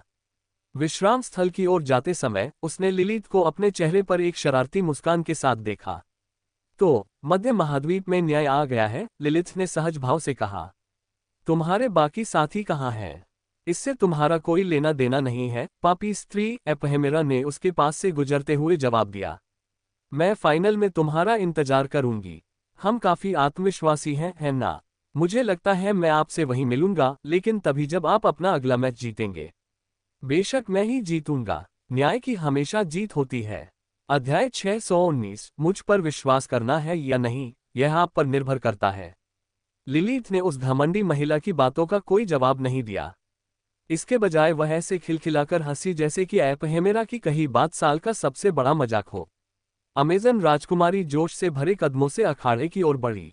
एपहेमेरा की लड़ाई ने उसके खून में प्रतिद्वंद्विता की आग को और भड़का दिया था, और वह सबको अपनी क्षमता का प्रदर्शन करने के लिए बेहद उत्सुक थी। केनेथ ने मन ही मन आह भरी। लगता है इस टूर्नामेंट को जीतना आसान नहीं होने वाला है। उसकी निगाह क्षण भर के लिए एपहेमेरा पर पड़ी, फिर लिली के धूप से दमकते शरीर पर टिक गई। वह पहले से ही जानता था कि दोनों महिलाएं शक्तिशाली हैं, लेकिन दोनों ने अभी भी अपने तुरुप के पत्ते छिपा रखे थे। केनेथ समझ गया था कि अगर उसे जीतना है तो उसे पूरी ताकत लगानी होगी। हालांकि ऐसा करने से कुछ ऐसी बातें सामने आ जाएंगी जिन्हें वह छिपाकर रखना चाहता था। सौभाग्य से विल यहाँ नहीं है, केनेथ ने बुदबुदाते हुए कहा। सबसे बुरी बात यह थी कि वह विलियम को अपनी पूरी ताकत का प्रदर्शन करते हुए नहीं देखना चाहता था। चूंकि आधा एल्फ आसपास नहीं था, इसलिए वह परिणामों की चिंता किए बिना जी भरकर लड़ सकता था। मैं जीतूंगा, केनेथ ने मन ही मन कहा। मैं न केवल जीतूंगा बल्कि सिल्वरमून महाद्वीप में अपने गुरु से किया वादा भी पूरा करूंगा। जैसे ही चांदी जैसे बालों वाले उस किशोर ने अपने मन में एक प्रतिज्ञा की, राजकुमारी सिडोनी और इयान ने लिलिथ को ध्यान से देखा। क्या आपको यकीन है? इयान ने पूछा। हाँ, राजकुमारी सिडोनी ने उत्तर दिया। फ्रीसिया की राजकुमारी 7 घातक पापों में से एक थी। उनमें अपने आसपास के अन्य पापों की उपस्थिति को महसूस करने की जन्मजात प्रतिभा थी। उस लड़की पर एक पाप है, राजकुमारी सिडोनी ने कहा। एक बहुत ही कष्टदायक पाप। इयान ने बगल से नाक सिकोड़ते हुए कहा, सारे पाप मुसीबतें खड़ी करते हैं। पता नहीं ये मेरी किस्मत अच्छी है या बुरी कि मैं ऐसे बमों से घिरा हुआ हूं जो किसी भी क्षण फट सकते हैं। राजकुमारी सिडोनी ने मधुर मुस्कान दी। वह भी इयान से सहमत थी। सारे पाप कष्टदायी थे। उसने भी नहीं सोचा था कि मध्य महाद्वीप में पहुंचने के तुरंत बाद उसे अपने गुट के सदस्यों से मिलने का मौका मिलेगा। सौभाग्य से डार्लिंग यहाँ नहीं है। हमें उस बदतमीज कुतिया द्वारा उसका पता लगाए जाने की चिंता करने की जरूरत नहीं है। Closing square bracket. राजकुमारी सिडोनी ने सिर हिलाया। अमेजन राजकुमारी बड़ी नखरे वाली थी। अगर विलियम यहाँ होता तो वह निश्चित रूप से खतरे में होता। आखिर अमेजन महिलाएं हमेशा अपने साथ संबंध बनाने के लिए शक्तिशाली पुरुषों की तलाश में रहती थीं। चूंकि लिलिथ अमेजन वंश की राजकुमारी थी, इसलिए उसके मानदंड बहुत ऊंचे थे।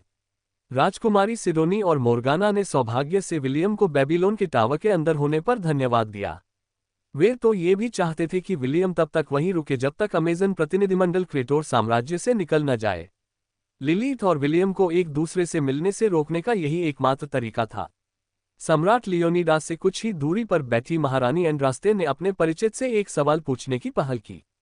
क्रेटोर साम्राज्य में बिताए पिछले कुछ दिनों में उनके मुखबिर खाली हाथ लौटे थे। इसी वजह से उन्हें लगा कि सम्राट लियोनिडास जानबूझकर किसी को उनसे छिपा रहे हैं। अमेजन वंश की महारानी ही अकेली ऐसी नहीं थी जो खाली हाथ लौटी थी। दक्षिणी महाद्वीप पर जो कुछ हुआ उसे भले ही आम जनता से गुप्त रखा गया हो, लेकिन शासक इस बात से भलीभांति अवगत थे कि उस दौरान क्या घटित हुआ था जब दक्षिणी महाद्वीप शेष विश्व से कटा हुआ था। वे कालकोठरी के विजेता और विश्व वृक्ष की संतनी के मिलन से उत्पन्न अर्धएल्फ की खोज करने के इरादे से क्रेटोर साम्राज्य में आए थे। सम्राट लियोनिडास, मुझे लगता है कि आपके राज्य में एक लाल बालों वाला किशोर रह रहा है, महारानी एंड्रास्ते ने मुस्कुराते हुए कहा। मुझे लगता है उसका नाम विलियम है। यदि संभव हो तो मैं उससे मिलना चाहूंगी। सम्राट लियोनिडास ने शांत भाव से अपने परिचित की ओर देखा। विलियम, क्या आप मेरी पोती के मंगेतर के बारे में बात कर रहे हैं?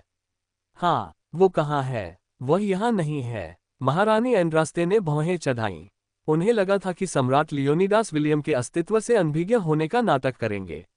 अमेजन महारानी अपने समकक्ष के बहाने सुनने के लिए तैयार थी, लेकिन झूठ बोलने के बजाय सम्राट ने बिना कुछ छिपाए उन्हें जवाब दिया। वह कहाँ है? महारानी एंड्रास्ते ने पूछा। मुझे उस लड़के में बहुत दिलचस्पी है।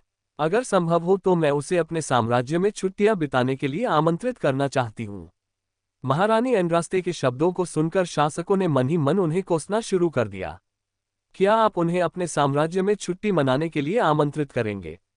ऐसा लग रहा था मानो आप उसे किसी सामूहिक यौन संबंध में शामिल होने के लिए आमंत्रित करने की योजना बना रहे थे। उन सभी को अमेजन महारानी के बारे में लंबे समय से जानकारी थी।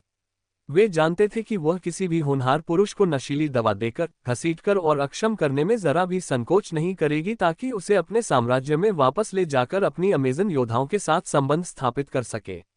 विलियम, वह बेबीलोन के टावर की 51वीं मंजिल को खाली कराने में व्यस्त है, सम्राट लियोनिडास ने उत्तर दिया। महारानी एंड्रास्टे, जोल और मध्य महाद्वीप के अन्य सभी शासकों ने तिरस्कारपूर्वक नाक सिकोड़ी।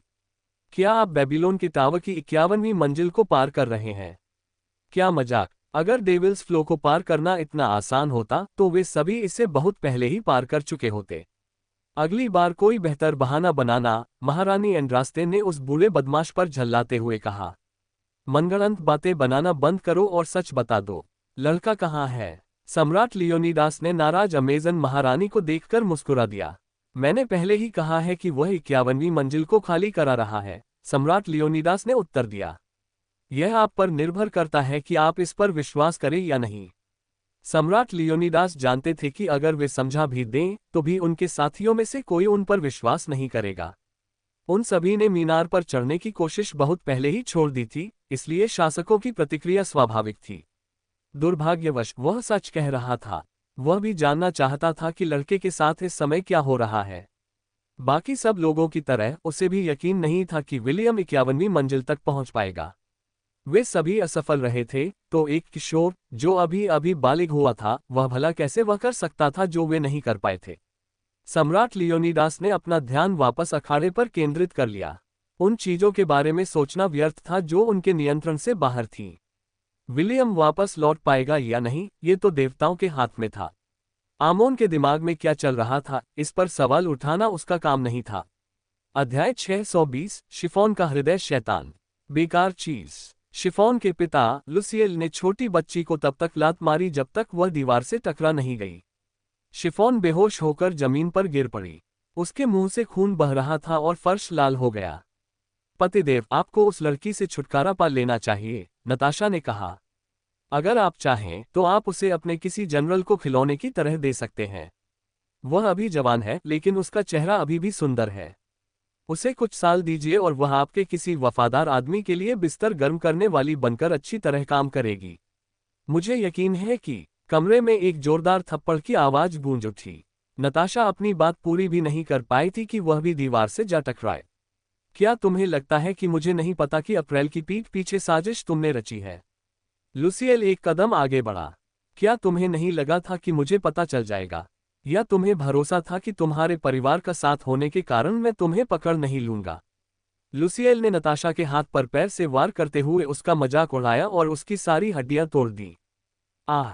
नताशा चीखी और इस चीख ने लुसियल की बाकी सभी पत्नियों को डर से पीछे हटने पर मजबूर कर दिया। माँ! फेलिक्स चिल्लाया। जैसे ही वह उसकी मदद के लिए आगे बढ़ने वाला था, खून से लाल आंखों की एक जोड़ी ने उसे वहीं रोक दिया। तुम उसे बचाना चाहते हो? लुसियल ने ताना मारा। आओ, हिम्मत है तो उसे बचा कर दिखाओ। फेलिक्स के शरीर के सारे रोंगटे खड़े हो गए। उसकी जीवित रहने की प्रवृत्ति उसे बता रही थी कि अगर उसने एक कदम भी आगे बढ़ाया तो उसकी जान चली जाएगी। उसके शरीर पर से उसका नियंत्रण छिन गया और उसकी पैंट गीली हो गई। उसे अपने ही पिता से इतना डर लगता था, जो उसे बेटे की तरह नहीं बल्कि एक ऐसे आवारा कुत्ते की तरह देखता था जिसे वह जब चाहे मार सकता था। ल्यूसियल ने हाथ हिलाया और फेलिक्स उसकी ओर खींचा चला आया। फिर उसने लड़के की गर्दन पकड़ी और उसे हवा में उठा लिया। लड़का तड़प रहा था क्योंकि उसे सांस लेने में दिक्कत हो रही थी। लुसियल को अपने बेटे को जान से मारने की मंशा देखकर नताशा ने उससे माफी मांगी। अगर उसे पता होता कि अप्रैल के लिए लुसियल की भावनाएं इतनी प्रबल हैं, तो वह शिफॉन की मां के खिलाफ साजिश नहीं रचती, जिसके कारण उसकी मृत्यु हुई। जमीन पर लेटी गुलाबी बालों वाली लड़की ने आंखें खोली और ये दृश्य देखा। उसने पहली बार अपने पिता को इतना गुस्से में देखा था। शिफॉन के घाव धीरे धीरे ठीक होने लगे थे। हालांकि यह हाइड्रा, माउंटेन ट्रोल्स और ट्रोलहाउंड्स की तरह तेजी से ठीक नहीं हो रहा था, फिर भी यह उसे पहले लगी चोट से उबरने में मदद करने के लिए काफी था। जब अप्रैल ने शिफॉन के घावों को ठीक करने के लिए अपने जीवन का बलिदान दिया, तो उसने अपनी सारी शक्तियों का उपयोग करके अपने शरीर को पुनर्जीवन की क्षमता प्रदान की। यदि उसका जीवन गंभीर खतरे में होता तो ये पुनर्जीवन क्षमता सक्रिय हो जाती और उसके घावों को तेजी से ठीक कर देती। ल्यूसियल ने नीचे देखा और पाया कि शिफॉन पहले ही जाग चुकी थी। तभी उसके मन में एक विचार आया। उसने फेलिक्स के शरीर पर अपनी पकड़ ढीली कर दी, जिससे लड़का जमीन पर गिर गया। उसके बेटों में सबसे बड़ा बेटा हॉन्फने लगा और नताशा तुरंत उसके पास पहुंची और अपने शरीर से उसे सहारा दिया। मुझे क्षमा कर दीजिए, नताशा ने कहा। मैं अपनी गलतियों का प्रायश्चित करने को तैयार हूं। बस एक शब्द कह दीजिए, मैं अपने परिवार से कहूंगी कि वे हमारी आधी संपत्ति आपको सौंप दें। ल्यूसियल ने उसकी बात अनसुनी कर दी और उसके बाल पकड़ लिए, जिससे नताशा दर्द से चीख पड़ी। फिर उसने फेलिक्स को नताशा के चंगुल से छुड़ाया और उस लड़के को एक तरफ फेंक दिया।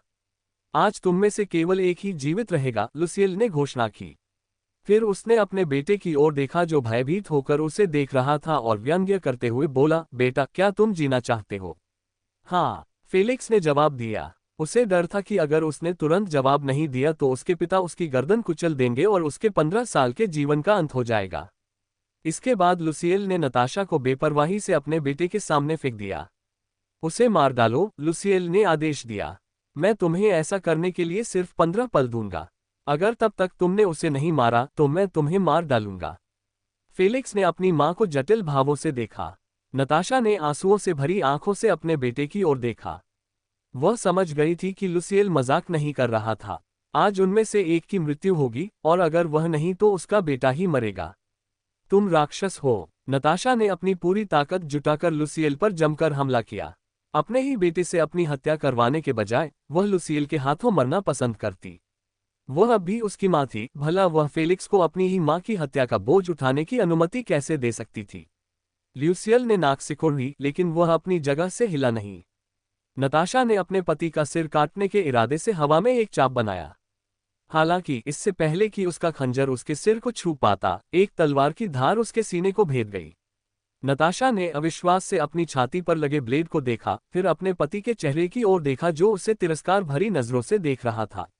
उसे पीछे मुड़कर देखने की भी जरूरत नहीं थी, वह जान सकती थी कि उसकी पीठ में छुरा घोंपने वाला कौन है। भला वह कैसे नहीं जान सकती थी? जब वह जमीन पर गिरी तो उसकी आंखों से फूट फूट कर आंसू बहने लगे। पापा, मैंने वही किया जो आपने कहा था, फेलिक्स हकलाते हुए बोला। मैंने मां को मार डाला। यही तो आप चाहते हैं, है ना? ल्यूसियल ने अपने बेटे को हल्के से सिर हिलाकर कहा, अच्छा, तुमने अच्छा किया, फेलिक्स। फेलिक्स मुस्कुराना चाहता था, लेकिन अपनी मरती हुई मां को देखकर उसके चेहरे पर दर्द के भाव उभर आए। नताशा को अपने पति की क्रूरता का अंदाजा नहीं था क्योंकि उसने कभी उसका ये रूप नहीं देखा था। लेकिन फेलिक्स को ये सब पता था। वह अपने पिता के साथ कुछ अभियानों में जा चुका था और अच्छी तरह समझता था कि उसके पिता किस प्रकार के व्यक्ति थे। यदि वह अपनी मां को मारने में जरा भी संकोच करता तो उसके पिता न केवल उसकी मां को मार डालते, बल्कि उसे भी मार डालते। यह उस दानव का चरित्र है जो बाकी सभी से श्रेष्ठ था, जिसने दानव महाद्वीप पर शासन किया। एकमात्र दानव स्वामी ल्यूसियल हाल ग्रेमोरी। वह अभी भी जीवित है, ल्यूसियल ने भौहें चढ़ाते हुए कहा। उसे खत्म कर दो। हाँ, फेलिक्स ने उत्तर दिया। वह अपनी मां को कष्ट नहीं देना चाहता था, इसलिए इस बार उसने अपनी तलवार में जादुई शक्ति भरकर उसकी छाती में वार कर दिया। नताशा ने अपने बेटे को निहारते हुए कोई विरोध नहीं किया। जैसे जैसे उसके शरीर से जीवन का अंतिम अंश भी मिटता गया, उसे अपने किए पर पछतावा होता रहा। वह ल्यूसियल की मुख्य पत्नी थी, उनके घर की मुखिया। उसकी स्थिति पहले से ही सुरक्षित थी, तो उसे एक मरणासन महिला की चिंता करने की क्या जरूरत थी? अगर उसने अप्रैल के खिलाफ साजिश न भी रची होती तो भी बौनी महिला ज्यादा से ज्यादा 2-3 साल ही जीवित रहती। वह खुली आंखों से पछतावे और अनिच्छा से मर गई। फेलिक्स अपनी मां के बगल में घुटनों के बल बैठकर सिसकियां लेने लगा। उसने अपनी हथेली उनकी आंखों पर रखी और उन्हें बंद कर दिया। अपनी जन्मदाता मां के लिए वह यही आखिरी काम कर सकता था। अपने बच्चों को गले लगाए बैठी अन्य महिलाएं भय से कांप उठीं। वे भी अप्रैल की मृत्यु में भागीदार थीं। यदि ल्यूसियल वास्तव में इस मामले की जांच करे तो अप्रैल की सहभागिता होने के कारण उन्हें भी दंडित किया जाएगा। ल्यूसियल ने अपने पैरों के नीचे पड़ी मृत महिला को देखा। मृतकों के प्रति कोई सम्मान न दिखाते हुए उसने नताशा के शव को शिफॉन की ओर लात मारकर फेंक दिया। खाओ, ल्यूसियल ने आदेश दिया। शिफॉन ने अपनी मां की हत्या करने वाली मृत महिला को गुस्से से देखा। हालांकि नताशा मर चुकी थी, फिर भी उसका गुस्सा कम नहीं हुआ, बल्कि बढ़ गया था। गुलाबी बालों वाली लड़की ने गुस्से में लाश का हाथ काट लिया। उसने उसे ऐसे निगल लिया जैसे कोई जंगली जानवर अपने शिकार को दावत उड़ाता है।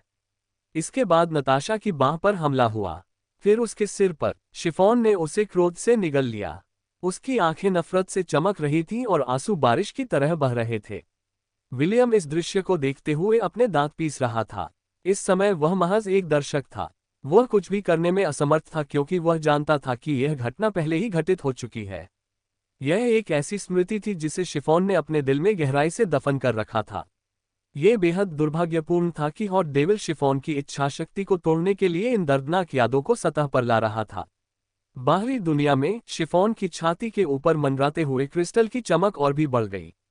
यह विलियम के क्रिस्टल से बिल्कुल अलग था, जिसका क्रिस्टल निष्क्रिय अवस्था में था।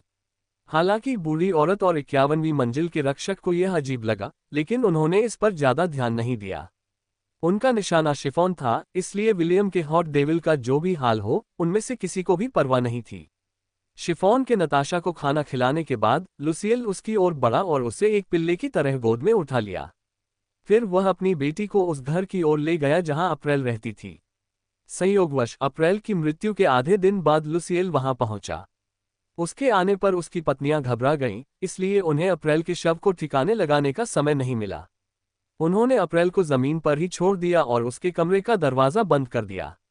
उन्हें उम्मीद थी कि लुसियल उसे ढूंढने नहीं आएगा, इसलिए उन्होंने सब कुछ वैसे ही रहने दिया। उन्हें यह नहीं पता था कि लुसियल के पास अप्रैल का जीवन क्रिस्टल था। अप्रैल की मृत्यु होते ही दानव स्वामी अपने शिकार से वापस लौट आया। हालांकि उसने उसे इतने वर्षों तक अकेला छोड़ दिया था, फिर भी वह अंततः उसकी पहली प्रेमिका थी। अपने जीवन के पहले प्यार की मृत्यु के बाद कुछ भी महसूस न करना असंभव था। इसे खा जाओ, लुसियल ने शिफॉन को उसकी मां के जले हुए शव के पास गिराते हुए आदेश दिया। इसे राक्षसी महाद्वीप में दफनाया नहीं जा सकता क्योंकि इसका शरीर धरती को दूषित कर देगा। इसे खा जाओ ताकि इसके अवशेषों को फिर कभी कोई नुकसान न पहुंचा सके। शिफॉन ने अपनी प्यारी मां को देखा। वह जमीन पर घुटनों के बल बैठ गई और शव को गले लगा लिया। कुछ ही क्षणों में उसकी सिसकियां कमरे में गूंज उठीं। ल्यूसियल चिढ़ गया और उसने उससे धमकी दी कि अगर उसने अप्रैल का शरीर नहीं खाया तो वह उसके शव के टुकड़े टुकड़े करवाकर मछलियों को खिलाने के लिए समुद्र में फेंक देगा। इस खतरे के चलते शिफॉन ने उसके आदेश का पालन करने का फैसला किया, लेकिन उसने अप्रैल को नताशा की तरह नहीं खाया। शिफॉन ने अपने होंठ खोले और नताशा के शरीर को अपने मुंह में खींच लिया। उसने चबाया नहीं, बल्कि अपनी मां के पूरे शरीर को निगल लिया। ये शिफॉन की सबसे दुखद यादों में से एक थी, और वह शैतान जो धीरे धीरे उसके दिल को भ्रष्ट कर रहा था, जोर से हंस पड़ा। यह उसकी निराशा, पीड़ा, उदासी, अकेलेपन और भय पर पनपता था। जैसे ही शिफॉन ने अपनी मां को खाना समाप्त किया, उसके आसपास का दृश्य बदल गया। वह खुद को एक जानी पहचानी जगह पर पाकर भीड़ के बीचों बीच खड़ी लाल बालों वाली किशोरी को घूरने लगी। शिफॉन की आंखें थोड़ी बेजान सी हो गईं, मानो उसकी कुछ यादें उससे छीन ली गई हों। छोटी बच्ची को ऐसा महसूस हो रहा था कि वह उस युवक को जानती है, लेकिन उसने अपनी यादों में कितना भी जोर लगाया, उसे उसका नाम याद नहीं आ रहा था। बाहरी दुनिया में एक चटकने की आवाज सुनाई दी। शिफॉन की छाती के ऊपर मंडरा रहे लाल क्रिस्टल में एक छोटी सी दरार दिखाई दी। यह इस बात का संकेत था कि उसका दिल जल्द ही अपनी सीमा तक पहुंचने वाला है, और जब ऐसा होगा तो उसकी चेतना और उसकी सभी यादें भी पूरी तरह से मिट जाएंगी। आगे की कहानी सुनाने के लिए AM स्टोरी वर्ल्ड सब्सक्राइब करो।